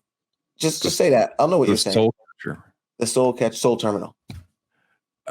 Dino The storage. dino storage mod. Dino, Yeah. That was bro. actually something that one of our community members, this guy, anticipated. If you're looking, this guy knows quite a lot of mods, and he knows like I configs out the yazoo. And I think it might have been him that brought it up to me beforehand. And I started messing with it, and I was like, this is freaking awesome. No, you know what else is awesome that you do that you probably don't know either? Jumping on your server changed the way that I made servers. I don't, no disrespect to you, Miola. I love watching the way you do it, but I can't make a server like you. That's way too many damn mods. It's way too many different. I like just quality of life. Oh, for me, I had help, man. Like I reached out to people in Discord. I said, listen, what do you guys think about this mod, this mod, this mod? And I I seen it. was lucky enough to have people that say, hey, actually, this mod doesn't work well. And again, I mentioned anticipated, not just him. There was a few other people that said, listen, if you need help with I configurations, I know these things up and down, you Mm-hmm. know, and And you develop that relationship with that person, and it ends up being pretty good. But I can't take full responsibility for a lot of those configurations. A lot of those were, yeah, it was definitely a culmination of efforts. and I'm gonna send you a Discord link. You don't have to stay, but I want you to come in and see. It's a lot like what you got going on. We got a guy that, and a guy that's good with the I and I. We got a guy not male, but there's different people in the community that are Mm. different and better because, like I said, I've been in your community, and I don't mean to steal. And that's why you don't see me go and promote in your Oh community. yeah, I ain't stressed about that. That's why it's there, as far as I'm concerned. Well, I know, but still, like I've gotten so much from you. The least I can do is develop my own community. Like develop a community with some of the things you gave to me. So when you're saying it's hard, the community aspect, if you follow a lot of the things that you and, like I said, a guy named Big Earl has done, no, it's not going to be that hard because people are genuinely want to be there. You Mm. guys make people genuinely want to show up. What is hard is, like you say, the time zones and getting people to be able to show up because a lot of them do want to genuinely be there and they show up later. Like a lot of your live streams, I'm one of those people, and I think we're it's 11 o'clock at night here. Oh yeah, we're an hour apart. Yeah, it's 10 Yeah, here. and you mean to tell me I can't find time? No, because I'm probably streaming at the same time, or I'm probably getting ready to watch a fight, or I'm Yeah, laying the children down, or I want to take the lady out. Like so even that hour difference can really be a problem. for So sure. I get it when you're like, it's hard to get people. I don't think for you you're gonna have that problem. I think it's more when people understand like maybe promote your servers a little more that they're open and available to people because that's one thing I do notice when I'm watching. You don't really go on about the servers. I only ever thought it was one. So so in the beginning, it only ever was one. Really? So yeah, it was only ever one server. So what I did is I kind of took a very hands-off approach, and I said, listen, people contribute and donate and pay money to, memberships and things like that. I take that money, I rent the server, right? Mm-hmm. If the Stole that from community you. collectively wants to say, hey, we want to play on a different map, I'm good. Like, we'll switch the map up. I don't care. Like, I was very much go with the flow. Now, towards the end of it, I shut the server down actually Okay. because there wasn't very many people playing on it. And then I actually got involved in the architects program. I don't know if you're familiar with that or not, but it's a big art group. A lot of art builders. They run all sorts of events. They do. It is an actual like insanely great group that does some insanely cool things in ARC. Mm-hmm. I was involved in one of their charity event for abled gamers. Raz Clark was in on it. I think it's actually still up on his channel somewhere, but it was a stream. It was absolutely hilarious. But they do a clustered servers.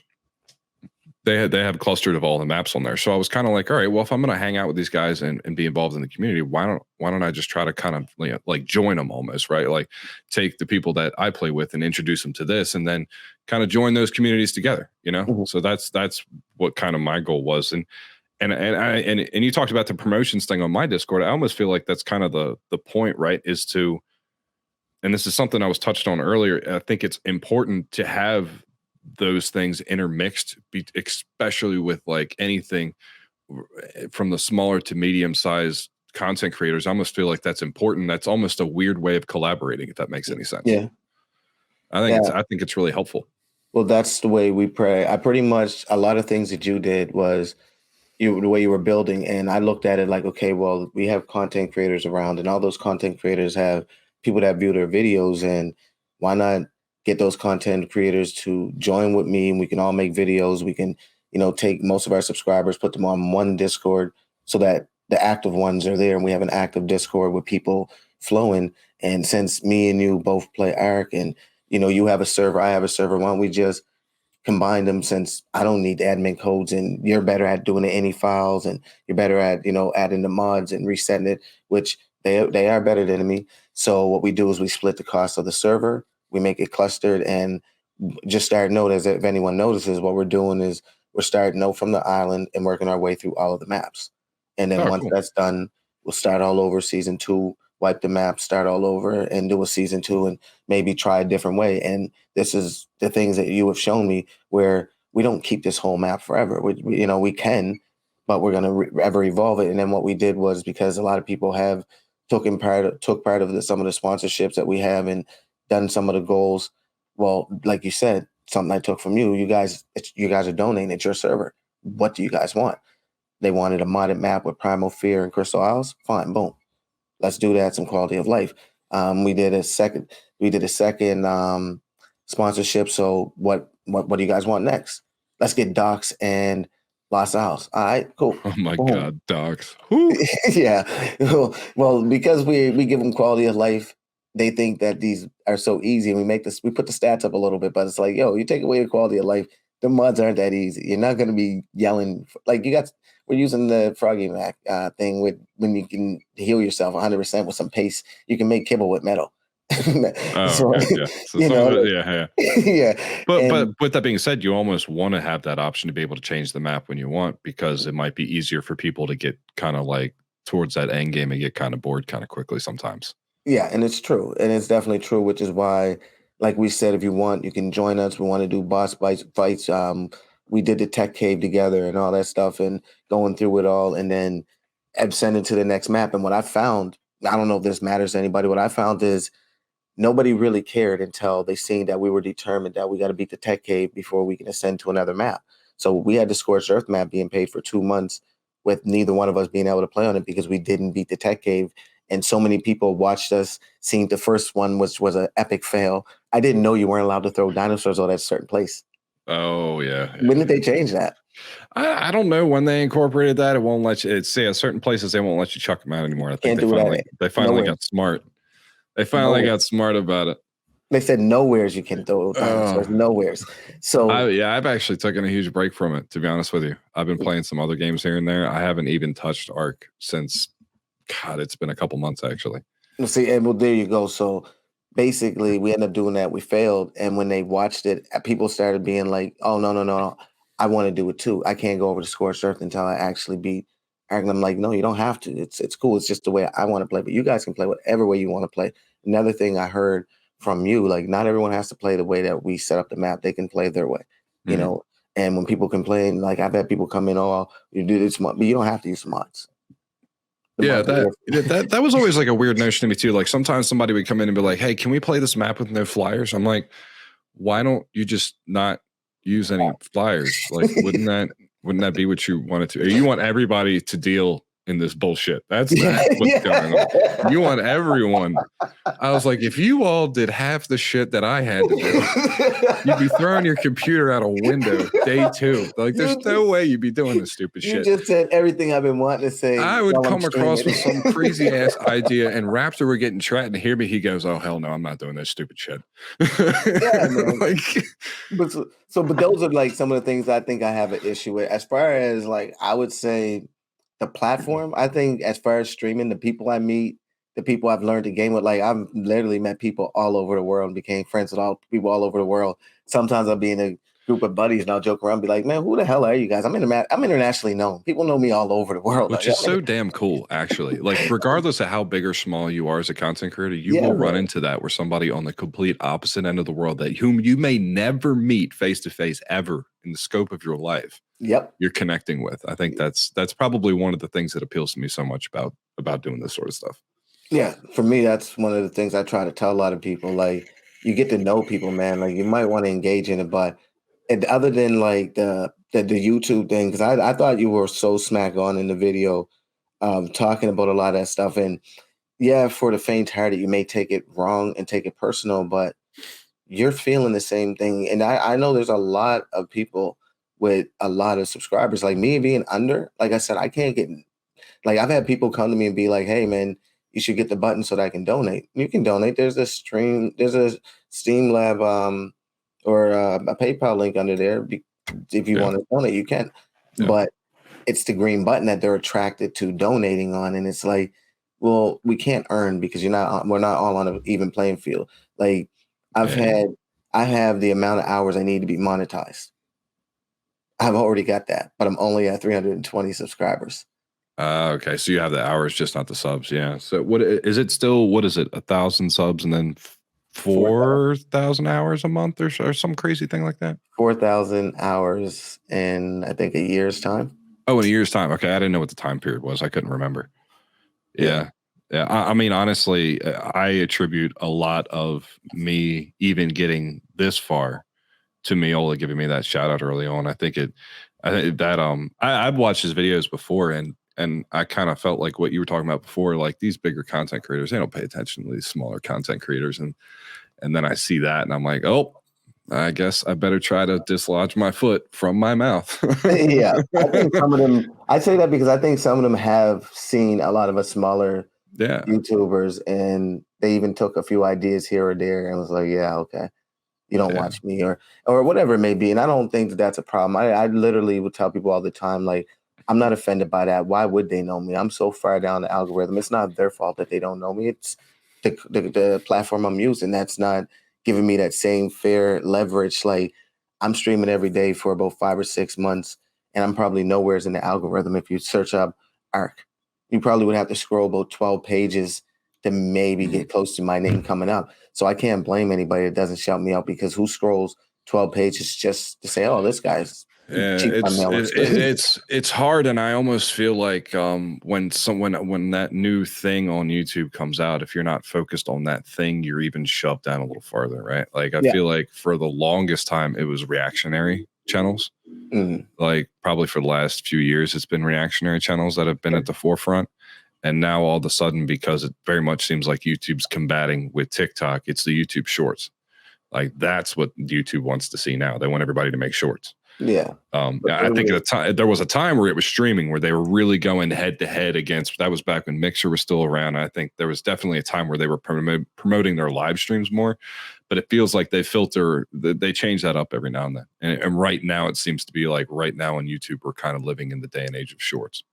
So for me, what I've noticed, and like I said, I'm only small, so most of what I'm getting is I'm listening to you, who's someone bigger, been in this longer. I watch you, who's a bigger channel, been in this longer. So I don't like when I took the idea to want to do this, I didn't think I really had anything to add other than to let you know, like at a small time, yeah, it's not really any different. It's probably worse because I can't make money.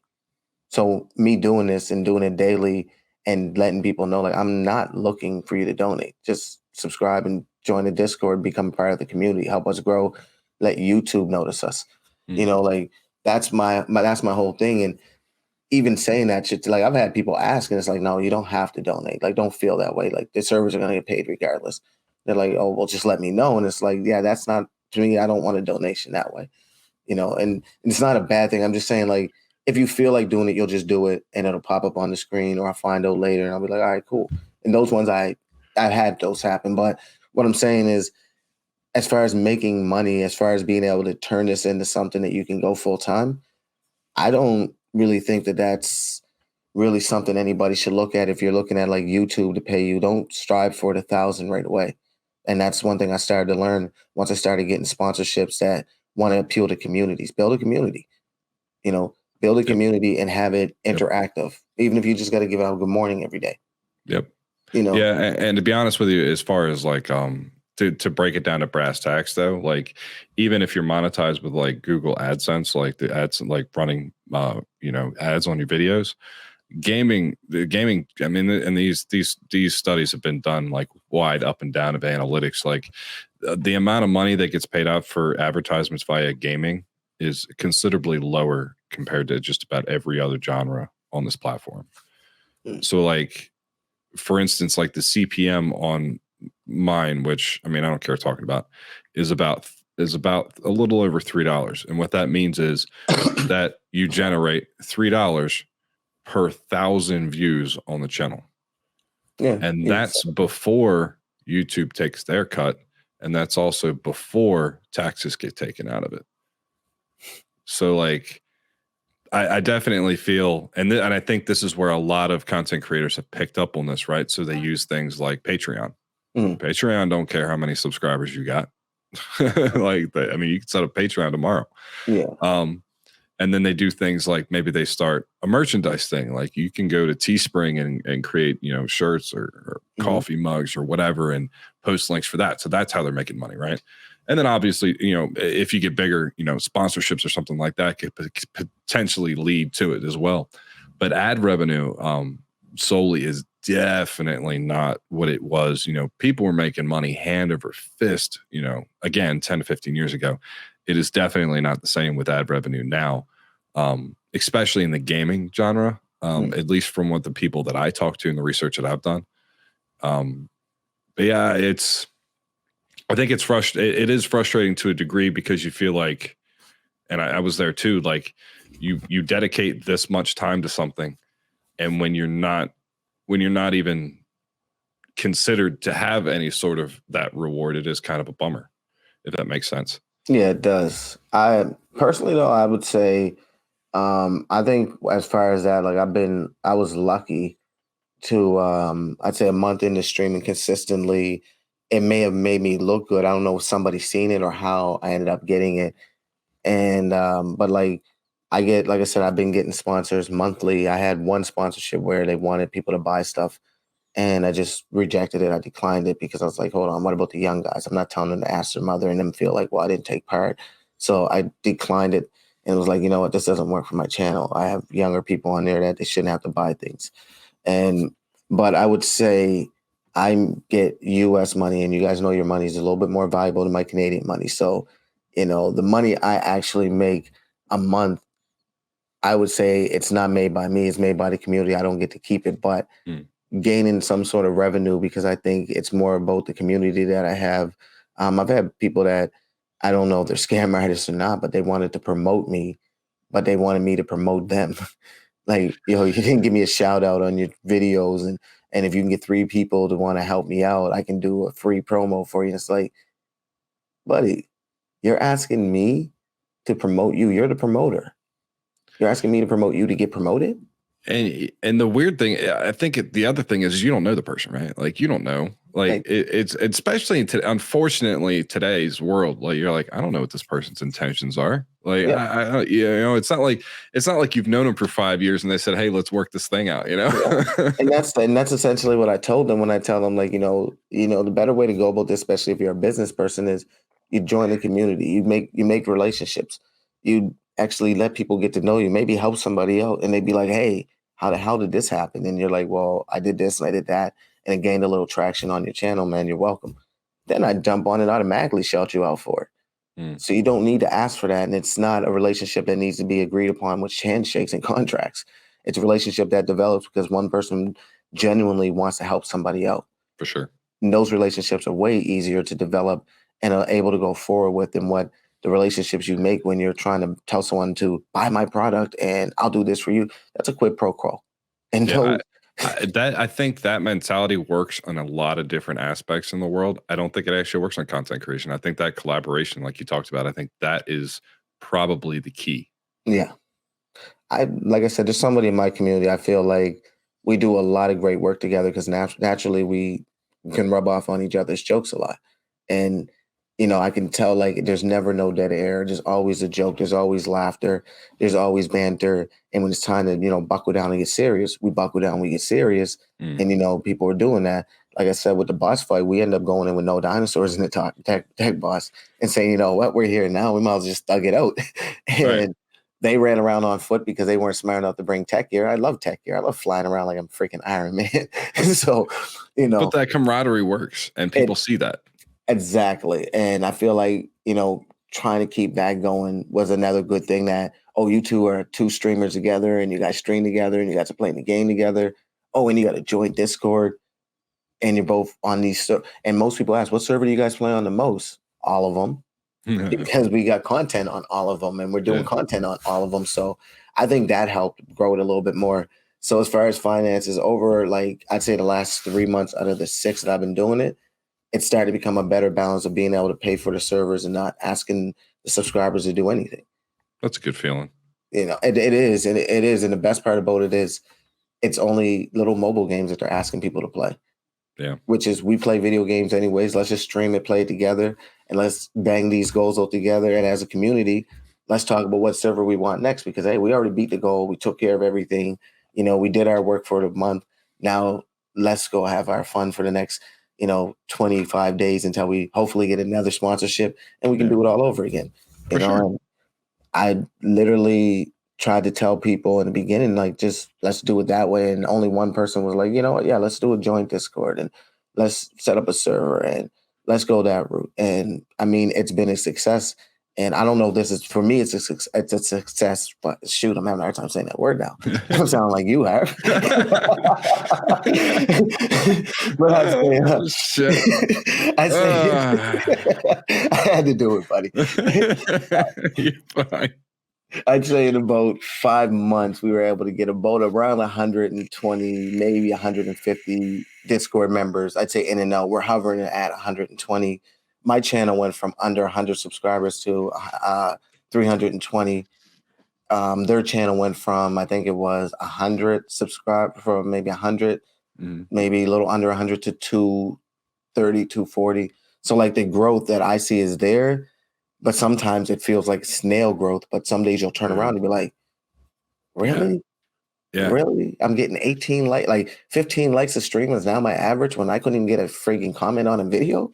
Oh no, I hear you. And then I don't know if you do, but I definitely do. As soon as those little hills happen, I go immediately back and okay, what caused that? How can I replicate that? What do I need to do? It's like the lightning in the bottle, and I'm trying to do it again. Like, how do I make that work? Can I ask you then? What about when you're doing that thing that that's been working because you're looking at everything? It's that one day that you just sit down and I just look at everything, every numbers that YouTube can possibly throw at me. Oh yeah. I look at all of those numbers, like numbers I know. I do finance. That's one of the things I do. So I know numbers. So I'm looking at all these numbers and I know I'm doing exactly what I'm doing there. And that hill that I peaked that I have reached, well, it starts to decline as a peak. Like the people are still there. It's still the 15 subscribers. It's still the views. It's still the followers. It's still all that stuff. But the subscribing coming in, the following coming in, instead of the normal, 12 to 15 average viewers that you do have that dedicated 6 or 7 people that are showing up all the time, but it slows down, and then you play like a brand new game and you add something new, and then all of a sudden that hill comes and you think you can repeat that. So I've always felt like it's not about always repeating the same thing. It's about giving them what they want for about a week or two, switching it up and doing something else and showing them something else. And rather than allowing them to get bored of it, like, oh, okay, I'm not missing it, I can watch it later, or I'm not missing it, I'll watch the next one. That's where my mind is at right now, trying to keep it. I think I definitely ran into that, and I still do. Like when you hit that, and you're like, damn, what did I do right? And you're trying to just replicate what you're doing right. When in truth is like, really, you're just trying to retain that same audience. And I don't really have an answer for that either. Really, I have a lot of tried and failed attempts at it, but sometimes it's just there's something about that one video, and I guess that's a whole part of this algorithm thing that I don't understand. It's something about that one video that seemed to work for whatever reason, and I've never been able to wrap my head around it. So best I can do is when I see that, I try to capitalize on it. I've always tried to record my videos ahead of time, so I kind of had it lined up, right? So like, if that happened, well, maybe I'll put the next video out earlier than expected to kind of capitalize on it, maybe, or something like that. Keep the buzz. To try to keep it going. But sometimes there's just no rhyme or reason to it. Sometimes it is, and I've heard people say that sometimes it is just simple luck. It just happens. I think the best times on my channel, though, I think the one thing that I think a lot of people come and stay and relax for, and it's something that when I mentioned, about boxing and other things in life, you would do. And it's not always about the game. Like, oh yeah. The conversation, the connection with people, for sure. Especially in a live stream format like that. I think that's what people want. They want that interaction. And when you pull them into that conversation, like by something dumb, right? We got on stream one night and I started arguing about pineapple on pizza, and chat flipped out. Yeah. Like, stuff like that. Sometimes that's all you need to do is just stir the pot a little bit, or talk about something going on, and then you start to get that thing. So, I can't always tell what people or where they're from or who they are, and sometimes I will just talk about things, and you come to find out it doesn't matter if you can tell. A lot of people are the same. Like, one person came in my chat and was like, never break spaghetti. I'm like, what? And I read it again. I'm like, never break spaghetti. Okay. Never break spaghetti. Yeah. See, you're doing what I did. I'm just looking at your face. I'm looking like you're wondering where this is going. There's something to this I'm not catching on to. But some people don't like the spaghetti noodles broken before they get boiled, and some people do. See, now there's a discussion going, because you're gonna have all these people in chat. No, I don't sides. Like yeah. So there's for me, I'm learning. That's what I'm learning about. And one thing, everyone that knows me in real life, they're like, yeah, I knew you definitely would be good for YouTube because you're good at carrying conversation. You're a great conversationalist. Not only that, you know a lot about a lot, so you can kind of talk into a lot of different areas. And I'm always like, no, I feel like I talk too damn much, but that's kind of a tool. You need that. No, I agree. You need that, especially when you're streaming. You don't want those quiet periods, so you want to be talkative. And for me, I kind of had to force myself early on, right? Because I didn't really have that social capacity, so I kind of had to force it in the beginning, and then it just kind of eventually got comfortable. But because you're one of those cool guy is what I call them. You are. You're not going to tell me you're not. No, sort of. Cool guy. No, to be honest with you, I've just been very much in a conversation environment like this, where it's kind of this natural course of just you and I talking, it works just fine. But if you sit me in a room full of people that I've never met and walk away, to yourself? I'm going to go find a corner somewhere because I can't handle it. And it's not because, I'm like too cool for these people. It's because I don't even know where the hell to start. It's an overwhelming feeling. It really is. I get it. I know. I befriend you guys all my high school days and all my work days. You know why? And that's what it was. Cool guy. And it was really hard for me to have that interaction with people, right? And I dealt with that for years, and I dealt with it a lot of different ways, a lot of unhealthy ways, actually, until I got older and started to realize that about myself a little bit more. But yeah, I feel like if you're already extroverted and can carry on a good conversation, I think that gives you a leg up for sure. But see, you're the type of guy that that's the only small thing, because I'm the type of guy I walk in a room, it wouldn't matter. I couldn't go crawl into a corner. Everyone will follow me. It's been like that my whole life. Everyone will follow me, and I'll speak to them, and next thing you know, people walk away sounding like me. just because, you know, they think I'm the cool guy. But me, I'm more interested in, why are you the guy in the corner? Why are you coming over now? So now I'm interested in, like, what, you think you're too cool for me? Like, you think you're cooler than me? Like, is that what it is? Like, you can't be friends? You can't come at least say what's up? Like, can we meet halfway in the middle of the room? Nah, And it's it because wasn't. I'm afraid you're going to tease me about my whistling S's. Oh, I definitely would. But as a friend, I'd only do that in the confines of where it's cool. But like, I know, once we get to speak to people like you, we realize you're more normal than anybody in the room. That's why you didn't just draw your attention to me. And then you get to talk to people like you, and you come to find out, like, it's just a regular cool guy. And you may not see that, but that's what I seen on the stream.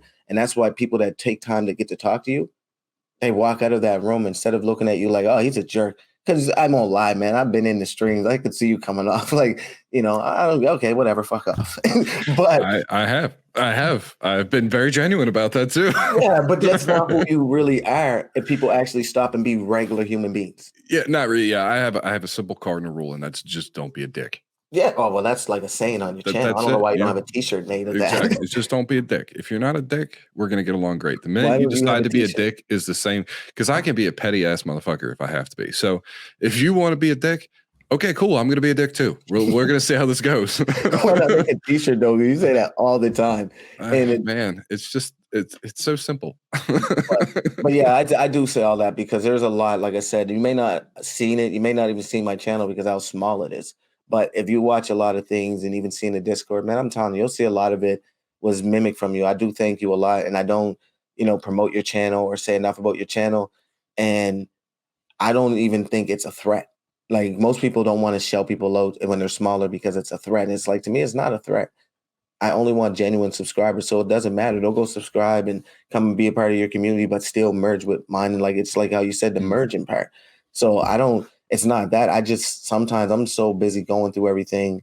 I'm not thinking about it, but I'll get off stream. I'm like, man, you never once stopped. Even when I watched your video, I kind of felt bad because I'm like, I never once stopped and said, you know, I've said your name a few times. I mean, I mentioned Big Earl, and just as I'm saying that, I remember he posted up a few of your videos in his Discord and said, you know, check this guy out. This guy knows how to do this. And so it was shared, and I didn't tell him to share. And I'm going to scroll through and find the post. I'm like, yo, that's my guy, man. I be on this server, bro.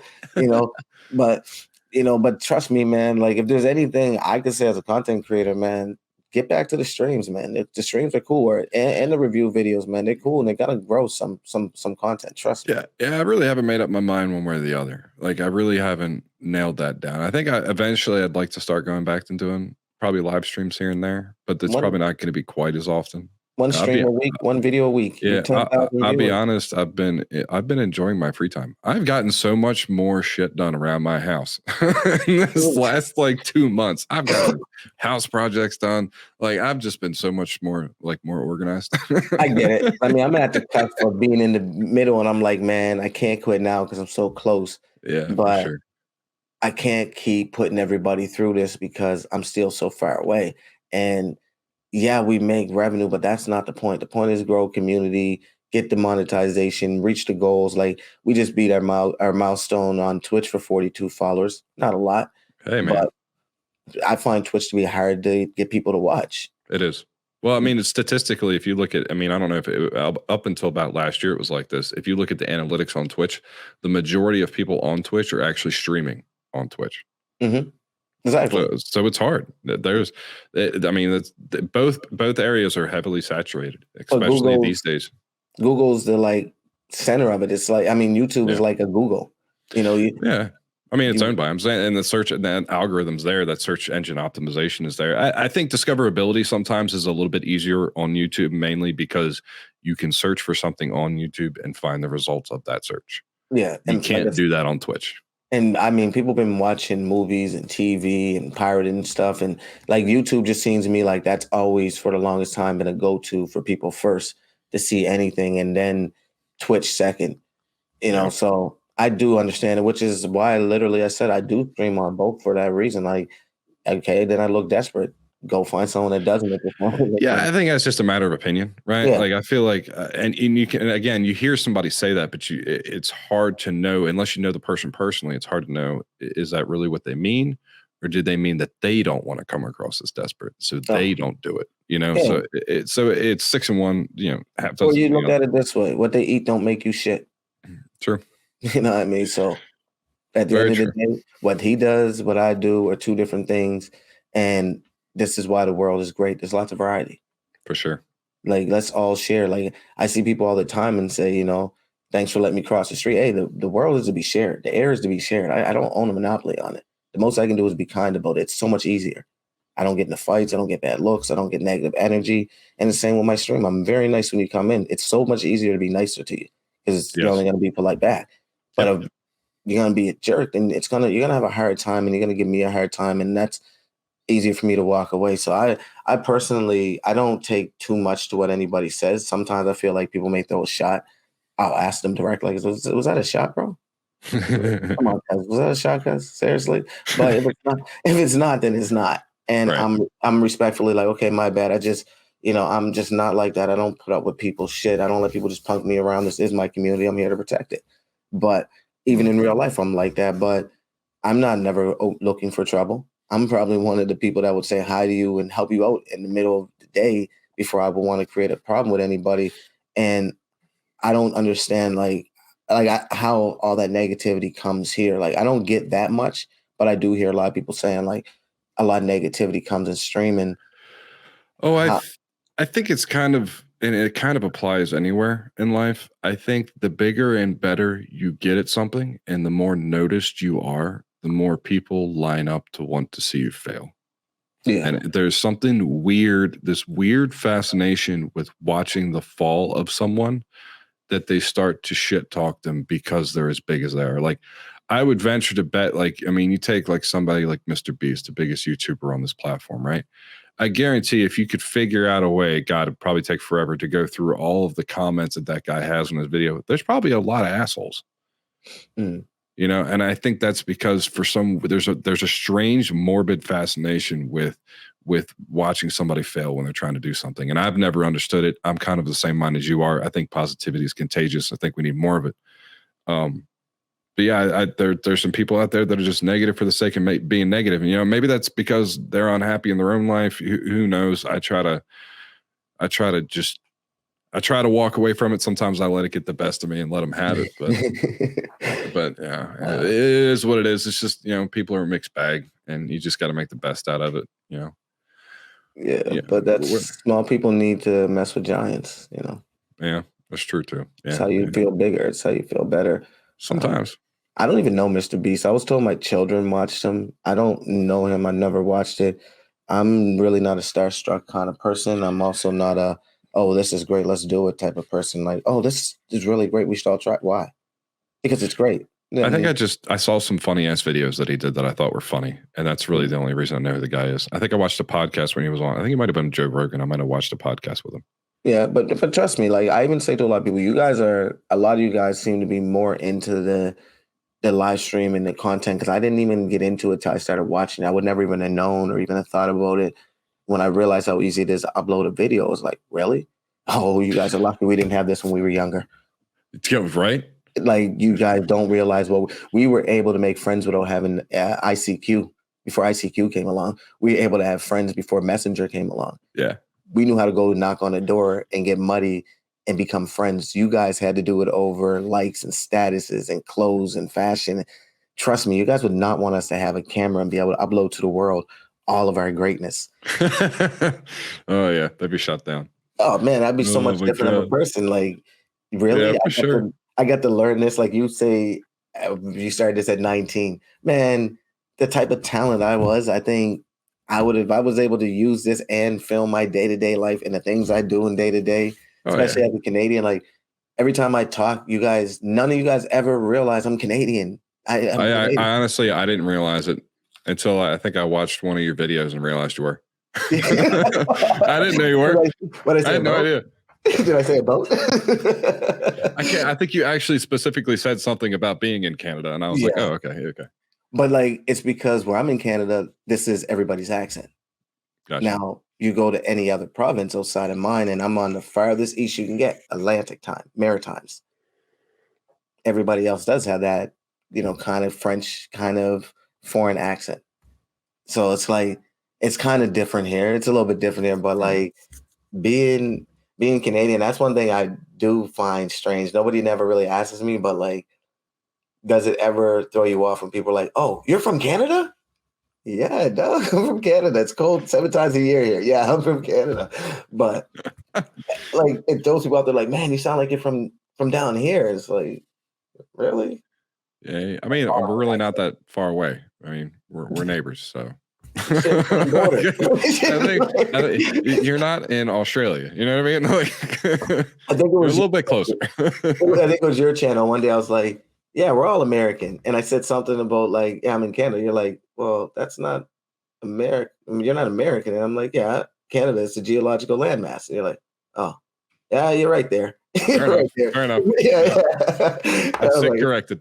Yeah, because I was like, well, America, this is the land of America, right? North American continent. I mean, I don't know. Yeah. So, but like, once again, man, like, I just think you definitely, the more you're engaged with people, the more you show like the fun side. And I know it's not easy.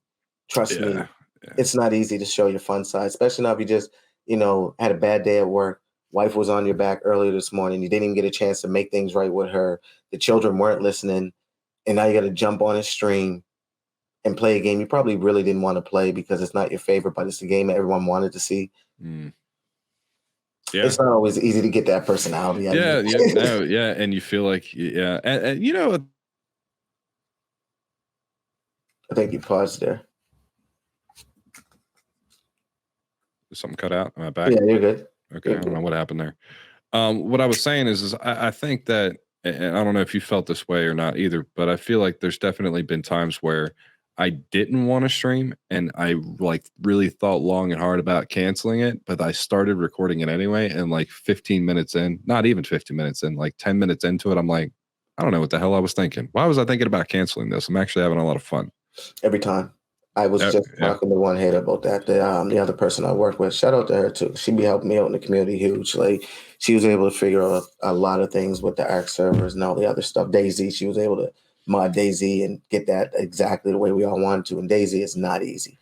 But like, yeah, I've had a conversation with her about like certain days I don't want to stream, but you know what? And I tell her those usually are some of my best streams. Like the community will pick you up. And I'm not a cliche person. I'm not a sunshine and rainbows kind of person at all. But these are all true stories, man. Like the communities, like, because when I thought about it too, I'm like, why wouldn't you want to stream? The people in there are there to see you and want to hang out with you. Like you may not be in a positive mood, but they are, especially if they show up. That's true. And I find myself like, I can't lie, I wasn't in the best of mood before I started this. But this conversation with everything that I had going on today, trust me, man, it's helped me like, rinse a lot of things out and even think to myself, like, you know what, even though I'm probably going to stream later on tonight, not give a shit who's there because I just feel like gaming and this conversation made me enjoy what I do and made me remember why I do what I do. And it's not about money. It's not about a certain subscriber. It's about enjoying the game and connecting with people. And this conversation really does help me remind myself of all of that stuff. So that question is a perfect question. And it's true. Yeah, I felt like that plenty of times, making the thumbnail and cursing people out. Like, man, I shouldn't have to do this shit. Tired of this crap. Hold on. Let me roll another one. I'm smoking this joint first. I don't care what anyone thinks. I got to smoke this joint first. I'll put the 10-minute timer up. But that's the truth. So anybody that ever see this from my channel, it's true. That shit happens, man. I'm human. Right. But you made a good point, though. Like, you might not be in the best of moods, but the people that want to hang out with you are. Yeah. That's important. I think it's very important. I think you made a very good point. I think it's important to remember that for sure. It changes your whole perspective, which is why I don't feel that no more, which is why I'm like, oh, that's a good question I can answer now. But organization, I was hoping we weren't going to talk about. I mean, honestly, I thought about it because it's something I struggled with too sometimes, and I still do. No, I'm glad you asked because I wanted to be open with. I'm always trying to be open with public, and you actually gave me an opportunity to be able to explain it to people. Like, it's not like I don't want to be organized. It's not easy. Like, my ARC inventory is trash and all my inventories are all over the place, but I got 3 hours. I got to get up and leave. If I spend an hour doing inventory, y'all are leaving. Yeah, sometimes organized chaos is nice, but one of the main reasons why I wanted to start doing this with people was, well, there's a couple of them, right? So like one, I think it's interesting for people that might watch it that aren't on that look at it from the outside looking in, that don't really see all of the stuff that comes along with everything you're doing in the background, right? Like dealing with that time management, right? That might not be something anybody else has really thought of if they're not in that content creation field. But then also maybe it's somebody who's thinking about getting into it and isn't necessarily thinking about these things, to kind of help them out along the way, No, that's cool. I think this is like cool, like to the point where I was gonna ask, like, where did like I see your whole like the Harv view thing. That's tough. That's tough. I like the name. That I'm like, why do you use that for YouTube? I think I'm gonna. So I don't know if I'm 100% sold on changing the whole brand thing over, but I think it'd be a cool little like a specific series in and of its own. So we're gonna see where it goes. I don't know. When you're streaming this, I didn't even notice till we were maybe an hour in that you were streaming, because I tried to calm down. I was like, maybe he wants to hit the record button, and I'm over here talking my head off, and I'm like, oh shit, we've been live streaming this whole time. It shouldn't be live. It should just be a recording. Okay. Yeah. So this is just flat out recorded, and then I'll go through and just, as long as the audio sounds good, I'll just upload it. All right. Okay. I thought StreamYard was like a whole new platform. I don't know nothing about. Oh no, yeah. So it's just a software application, so you can stream through it if you want to. And I actually kind of like it because you can set up like you could have like, let's say we had like 4 or 5 people in here talking. We could have 4 or 5 different cams up, but then we can present like somebody's screen. Like, so let's say we're all talking about a video. I can pull the video up, have everybody's cams on the side, and then pull up the video. So it's pretty interactive, but you can live stream with it. The reason why I always kind of wanted to record it was just so it's a little bit more one-on-one, and we're not necessarily distracted by something like chat.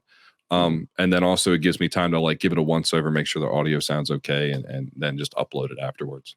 Well, I also think too, like for doing this and getting in close, like I think it's also smart for you just to get an idea of what you're doing. And maybe, knowing like someone like me, got to watch when you're doing a live stream, man. I can talk and you never know what I might say. So weed's legal in Canada, man. So now that I know you're actually recording, I can definitely know you're going to cut certain things out. Cool. Oh, I don't care about any of that shit. No, I noticed. Yeah, but I ain't worried about it. What are they going to do? I mean, it's legal in practically most of the states here anyway. So, well, the best part is okay, then you don't monetize me, but the community still grows us. And that's the only other thing, like when you got to think about that too, man. Like that's the other thing I did want to say to you, but I was going to probably say it, and probably once I seen the live up, was you got to think about some of us. And you did say it in the video, and I respectfully was like, man, then you can do what you got to do, but I'm going to definitely pull for you to keep doing it. Like, it's not just that you have a community, man. You're an inspiration to certain people like myself. Like, I'm being dead serious. If you talk to people, they will tell you, man, like you definitely showed me another way of doing it and being an adult about it, So when you're like, I just feel like it's like, man, but you got other people out here like me that really, I'm looking at it like, 10,000 subscribers. And I modeled a lot of this shit I do after you, and you're going to quit. So I might as well just give up now because I'm at 320 and I'm not growing. Like, yeah, I got a sponsorship, but that doesn't pay the bills. I think a lot of it was venting, right? Definitely there was a bit of venting. And I was at the point where if I did say I was going to be done, that I really wasn't caring about what I was going to say and how I was going to say it, which was a little bit freeing. I would say that honestly, I just needed a break. And if I had to make a decision right here, right now, I'd say I'd probably start getting back into it, but a lot slower. Yeah. Well, here's the truth for me. I hate streaming, but I love it. I hate it, but I love it, man. So that's what I was going to ask you. What do you enjoy more? Do you more creating videos or streaming? Streaming. I like talking, as you can tell. I like talking, interacting with the public. What I hate is the question you asked: time management, and feeling like people. Because I mean, you can't tell me you don't feel like some people really do look forward to seeing you stream, coming and saying what's up. You must have one. You must have 1 or 2 stream people that are in your streams from the beginning. You start all the way to the end, and it's very rare if you don't see them. There's definitely a feeling of not necessarily like an obligation, but there are times where I have had to cancel a stream, and I have felt like I've let people down by doing that. Yeah, because I mean, but I feel like that's natural. If you've got normal people, not normal, we all ain't normal. We're all a little messed up, but regulars is what I should say. If you got regulars popping into your stream every now and then for pretty much every stream, and you're not there that one time, you do feel like you might have let people down. So, no, I feel that, and I definitely feel the community that has grown for sure. Yeah. I think for me, I was just frustrated with the growth a lot, I think. And that's just something that, and somebody made a really good point, and I went back and looked at this. Like, there's a lot of people that have this problem. Like, I'm not some original little snowflake, right? Like, there are plenty of people that have had that same problem where they have that subscriber count and they look at that versus the views and they don't match up, and they're like, what the hell? Why? We're not, like you said, you're kind of running into it too a little bit, Mhm. It's not something completely unique to myself. Well, maybe that's true though, and it's not. But you do have a point. But I think a lot of us, in the heat of frustration, like I did a stream yesterday, like I said, with the stereo doing the giveaway and getting prepared for all that, and there wasn't very many people to show up. Like I said, I'm having a hard time giving the game away, and it looks like a very good game. But I think sometimes the 100 subscribers I got in the very beginning, well, they faded away. And then the new 100 that came in, they were watching maybe when I tried 7 Days to Die or maybe Rust or maybe something different. I haven't so much played that game so much, so they faded away. And then the new ones that came in when I stopped playing Ark but jumped back into Ark and new people came. And, I think that sometimes does play a role into like how much time is going by as you're collecting these subscribers and what is it you're doing. For sure. So I think that might be a thing. And I really think it's a genuine subscriber base because some days I won't lie, I can sit in my stream and I'm having a hard time ending it because I have 11 or 8 people in the stream. It's like, guys, it's hard to end the stream with 8 people because I'm not used to having 8 people in overall. This is all new to me over the last few months, but it's been 4 hours. I don't really think there's nothing left we can do. Is there anything you guys want to see me do? Like, that's me begging, like, give me something to do because I'm not going to sit out there, sucking up the hour. I can use the hours. I always can do the hours. Yeah. But I'm not gonna stay. You guys are probably on here just because you have that much respect and that much, love, and you're trying to support that much, which is why I'm not so mad when I say, you guys, some of you guys do hit the button and some months you can come in, some months you can't. I get that. But it's just the balance is what's frustrating a content creator. Like, I know most of us are like, what the hell do you want, people? What is it? Are you not entertained? What do I have to do? Yeah. Yeah, So for sure. It is a yo-yo effect, a yo-yo thing, a yin and yang, a balance. Some days are good, some days are bad. And as content creators, I think what you be saying and what I'm even trying to say is we're human. Like, we're not a computer that is just taking in data. We have to take that data in physically and daily and mentally and in a lot of different ways. The computer's just taking it in data 0, 0, 0, 1s. We're taking that shit in physically. Like, sometimes I don't care how big of a boy or how big of a girl, or how big of a human you are. Yeah, that shit does get to you. And it might not be the actual content thing. It could be everything that goes on in your life. And you go on and stream and say, oh, so now I ain't even good enough for no one to show up. Oh my God, man. Like, what am I doing wrong here? And that might just be your tipping point. So it's like, some days, yeah, we get it, man. I heard one streamer one time, he was like, there's nobody here. There's no reason why I should stream. I'm like, that's the worst thing you should ever say. You literally shouldn't say that at 20 minutes into your stream. How do you know people just didn't get a chance to get there yet? Yeah, and you never know. Yeah, no, I'm not knocking him for it because it's like we're humans. It's hard. Yeah, it's definitely hard. Yeah, as a human, you can expect that you may voice frustration, but are other people on the other side going to be human and know that, it's human, let's give him a chance. Like, I don't know what went on in his day to day. I don't know if his girlfriend left him, if his dog died, if the bully ate his pizza. Who knows what went on? But, instead of judging somebody based on one mistake, it's not people that you know personally in your life that you're like, man, I know you're going to do that. Right. Why? Because you're an habitual line crosser. That's what you are. But there are certain people in your own life that, yeah, you can predict what you're doing. But over the digital world, man, we only have the digital knowledge that we have of each other. And I'm starting to really grow to understand that I got to treat everybody as I treat their avatar. That's who they are when they jump into their avatar. And when they jump out of it and they're on Discord, they're a different person and I really can see it. I can get away with saying certain things or putting up crude little memes on Discord. I can't sit in my streams and do that. No. YouTube don't like that shit. Exactly. And there's only so much they can type into Discord and only so much are allowed to type into, or only so much allowed typed in YouTube. So even them, I feel like they're having 2 different characters and then they got to go home when they shut it all down, flip the phone up and say, okay, I'm done on Discord. I'm done watching streams. Now, where's that child that made a mess? Like Yeah. I don't know that either. So I'm starting to learn the balance to give people that type of, and it's helped me in my own life to realize, well, just because you know someone, you really aren't with them 24 hours a day. Even people on lockdown get an hour freedom. So you got to it's helping me in my own life. So I don't know if that answers any questions. I know I'm an easy go off topic and talk about a lot of different things, man. I hope I didn't. No.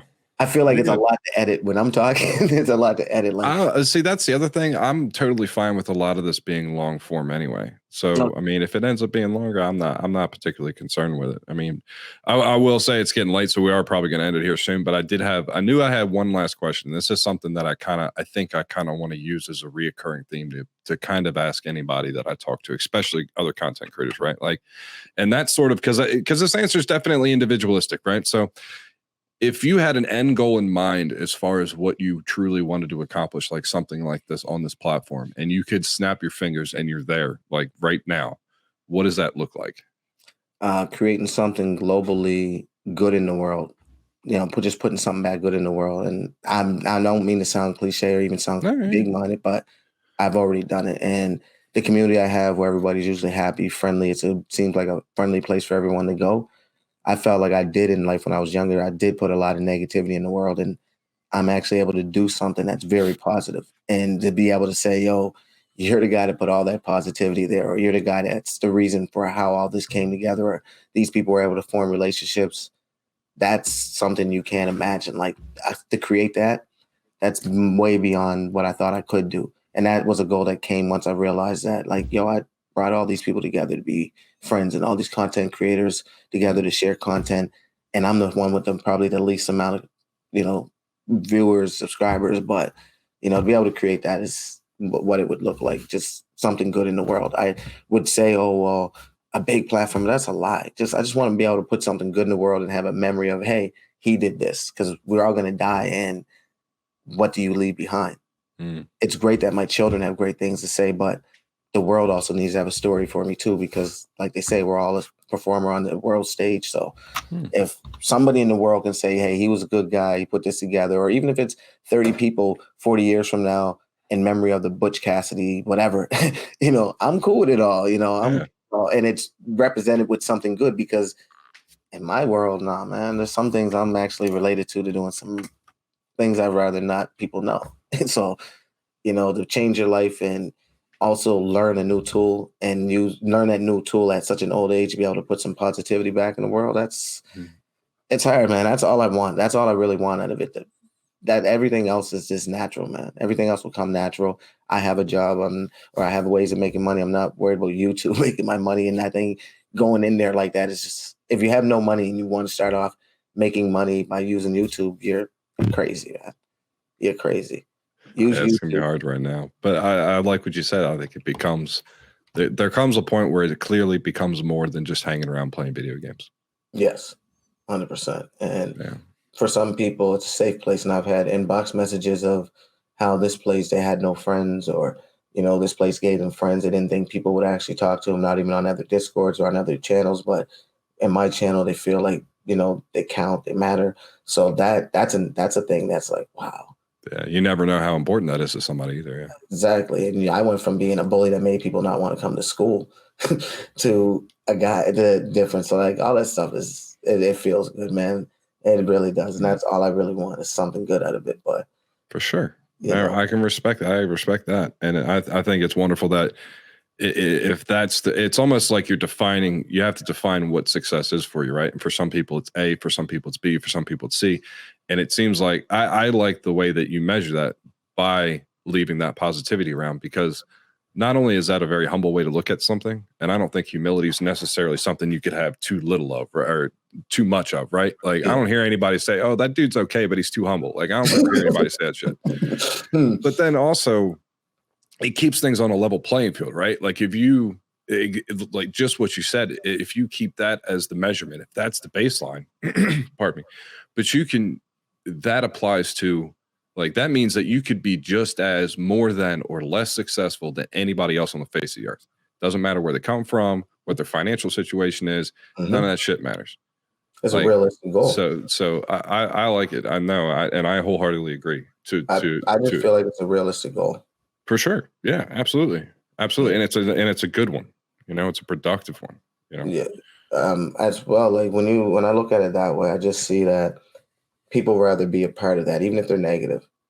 Like I know a lot of people that are negative, but they come into my community and they're not the same. I've had a stream where I'm talking to a young guy and I'm like, if your friend sees you on here being this nice, good guy that you're being, you think they'd laugh at you, buddy? And he's like, I don't, you're not this nice in school, are you? But you come here and you're nice and you're respectful because you want people to want you to be around. And a saying I heard a long time ago when I was young was if you want good people to be around you, you got to treat them good. If you want to keep good people around you, treat them good. So yeah, be the change you want to see. Exactly. So that's really pretty much my personality, and none of it's cliche. You're not going to get any different. People will tell you. I'm like, one, I don't really try to put negativity in the world, and two, I'm not nosy. I'm not the type of person to look in a medicine cabinet. I'm not the type of person to, if you tell me, hey, I need to tell you something, but I'll tell you later at 7:00. I'm not going to ever say to you, tell me now. Yeah. No, I'll be like, all right, cool. But I'm the same way. Yeah, prying doesn't really help. Well, people always get mad at me because of how non-nosy I am or how non-interested in everybody else's business I am. And it's like, but you're mad at me. That's a good thing. I don't care to pry into your shit. Nah, yeah, that's in my eyes, that's just respecting somebody's space. You know what I mean? That's just like, hey, you got this thing. If it's that important, you'll come to me and talk to me about it if you want to. Everyone to me is like, but don't you just want to know? So I'm like, no, I don't. I mean, I think sometimes maybe, but I think the respect for the person's personal space is worth more. Yes, exactly. So either way, man, like I said, man, a lot of it though, if you don't realize it and if you never ever know it, I'm dead serious. And you could ask one hit in a private conversation before you air this. She'll tell you herself, and Biggs will tell you. A lot of what I do is modeled after how you do it, switching up the maps, giving it availability for the public to ask because it's for them, for their support, all of that stuff. Like I didn't give you a nickel and you allowed me to even have a vote on what map. I just came in maybe 2 months ago, but we're part of the public. We're a community. We make a decision as a team. And that's the way that you had your Discord in your community, it set the bar. You can go look at the Discord and you can look at my growth, man. It never started till 6 months ago. I've been watching you for 2 years. My way of saying thanks, bro. Like half of this interview was me to give you the flowers, man. I know you probably don't hear it, but I swear to you, a lot of what I got is from you, and your algorithm works. Trust me, you just work too much and you can't flip the phone when you're at work and say, hey, and I know that does. I know that does hurt a bit because you make someone like Raptor be more of the star in your Discord. And I've seen me be around other people's Discords because I can reach them more. Yeah. I'll tell you what, that works with Raptor because out of the two of us, he is definitely more extroverted than I am. That man is a people person. There you go. Team up with him. Get him to make a channel. Force him. He used to stream. He used to stream. He streamed on Mixer, right? And he streamed on Mixer, and he had a good, awesome community on Mixer. And then when Mixer went under, he was just kind of like, I think he very much felt like I did all this work and now it's gone. Like, do I really want to invest the time to keep doing that again? So I wish he would, because I think he has the perfect personality for it. But he's playing anyways. Because I mean, one thing I did find, like I had to tell one hater when she was playing with me and Big, she just liked to have a place to play Arc and be positive, and we were positive people. And I told her, like, you're playing anyways. People know you in my channel and in Biggs' channel as if you're a content creator. You're playing anyways. All you got to do is hit the record button. That's it. But that was a lie. Anytime someone tells you all you got to do, it's a lot more than all you got to do. You got to edit, and, But when I told her to stream, and we're both streaming, everyone loves when me and her are streaming, and they'll watch both of us at the same time. There you go. And that just builds. So like people will go to her channel and they'll realize, who are you bantering with back and forth? Oh, he has a channel? Let me go see what he's doing. Yeah. And there were people in my Discord like going, when is Raptor creating a channel? When's he going to start streaming? I'm like, you ask him. I tried. Yeah, that's probably the other thing too. And then, I mean, and there is a few, I'd say there's probably a few people in there that are regulars that are content creators as well. Maybe more casual, but yeah, definitely for sure. Yeah, most of us content creators, trust me, man. Sometimes I'm just too embarrassed to say hi because it's been so long. It's like, man, bro, you're gonna say hi and then you're gonna get caught up. You're not gonna be back for another 2-3 weeks. Like, stop wasting people's time. So I do feel like that sometimes too, man. But I get it. It's hard for content creators to like fulfill other people's communities. Like I get questioned to play on other people's servers, and it's like, but I need to promote my server. And that's something else that I've been able to experience during this break is being able to actually watch other people's content. That's gotta be, and play the game. I can watch a few other videos of somebody else from time to time because I'm not wrapped up and I'm up to my eyeballs in editing, Yeah. So, and you're also able to play your game and enjoy it the way you used to play without, I need to leave this till tomorrow because it's for next one, or there's so many things that I'm like, I'll just leave it till tomorrow. Whereas like if I wasn't streaming, I would have been had this done. Yep. So it does take away, and I try to tell people that it's when nobody that's streaming, playing video games, just having fun playing video games, they're taking away from their fun. They ruined their fun. It's no longer fun anymore. It's literally work. Right. Can't do what you want. But I know I must be keeping you too late because it's 12 here.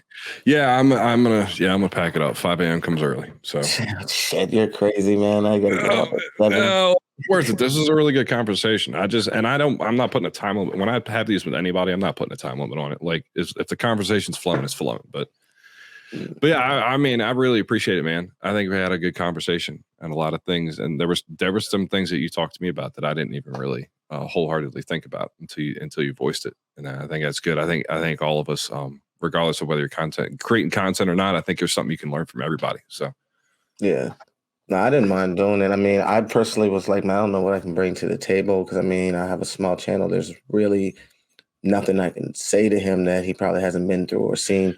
Well, the thing is, it's not necessarily just for me, though, right? Like, you got to think of who could potentially be watching this video. Like, maybe there's somebody who just created a YouTube channel, and maybe they're unsure about some things that you might have clarified for them, I still wouldn't even think that I'd be that guy to be able to. It's that ripple effect, man. That pebble in the water. You never know what you said that might be able to help somebody else later on down the road. But when I say that, I say it because I don't know much about much, man. When it comes to this stuff, I don't.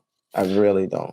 I think your ability to hold a conversation and interact with people is definitely it's definitely helpful, right? Well, but that's being the type of person that had to always sell themselves. Like in life, I still look like someone who's going to sell you drugs. Most people say, like I'm 38 and like I'll wear a hat and I like my jogging pants or I like my jeans, but I still have that sleek look. So most people will look at me and assume that I'm a gangster or I'm a thug.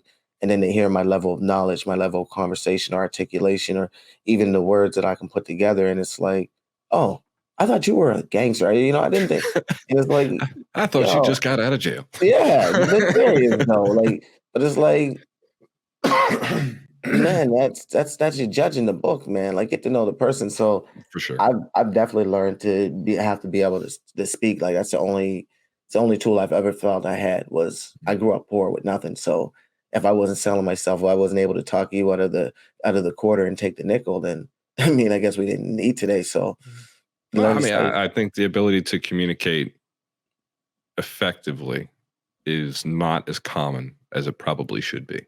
Then tell the damn public schools to do their job. School is for social ingenuity. Literally, parents. You're not going to find me arguing with you on that at all. Is for social ingenuity. I tell the school all the time, my child is here to learn to think for himself and to gain social ingenuity. That's what it's for. You're not going to be able to teach my child anything. They learn, everybody's a scientist at birth. A child learns a stove is hot by experimenting. My child did not learn how to write and how to read in school. They wanted to play Roblox. They wanted to play Minecraft. They wanted to watch YouTube videos. I'm dead serious. I've learned that human beings are capable of learning depending on the environment you put them in. But that school environment is very important for social ingenuity. When teachers get children to learn to interact, get used to it. YouTube help you learn to get used to it and you do a lot better. No one would never know you were an introvert.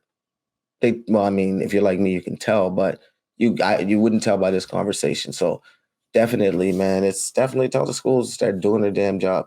Ain't no kidding there.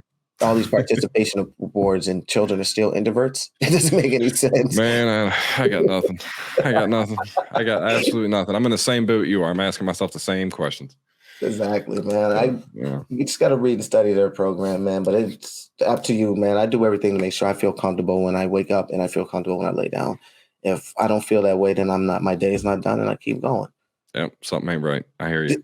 Yeah, man. But like I said, you got the wrong guy on for the first segment, because if you don't end this, I always got something, man. Oh, hey. No. Yeah. We're closing this thing up. I got to take my ass to bed. Go ahead. No, man, I was glad I was able to do this for you, man. Anything I can ever do, let me know, man. And if you ever need me to stick to something, let me know. 3-minute answers. And let's keep going. Oh, absolutely. And once again, I appreciate it. And look forward to seeing this video on the channel here, probably in the next few days. Anytime, man. I'll definitely I'll promote it, and I'll definitely promote your gaming channel, man. And I don't know if you still do the things, but we'll talk. I'll talk to you through Discord to see if you still do servers or whatnot, and send a few people over to check your servers out. For sure. Definitely would love it. Just be easy on it. I mean, you know me. Okay, all right. Just make sure they tell them. Make sure they tell me you sent them, and then they'll be all right. All right, cool, bro. You take care. You as well, man. Have a good night. You too.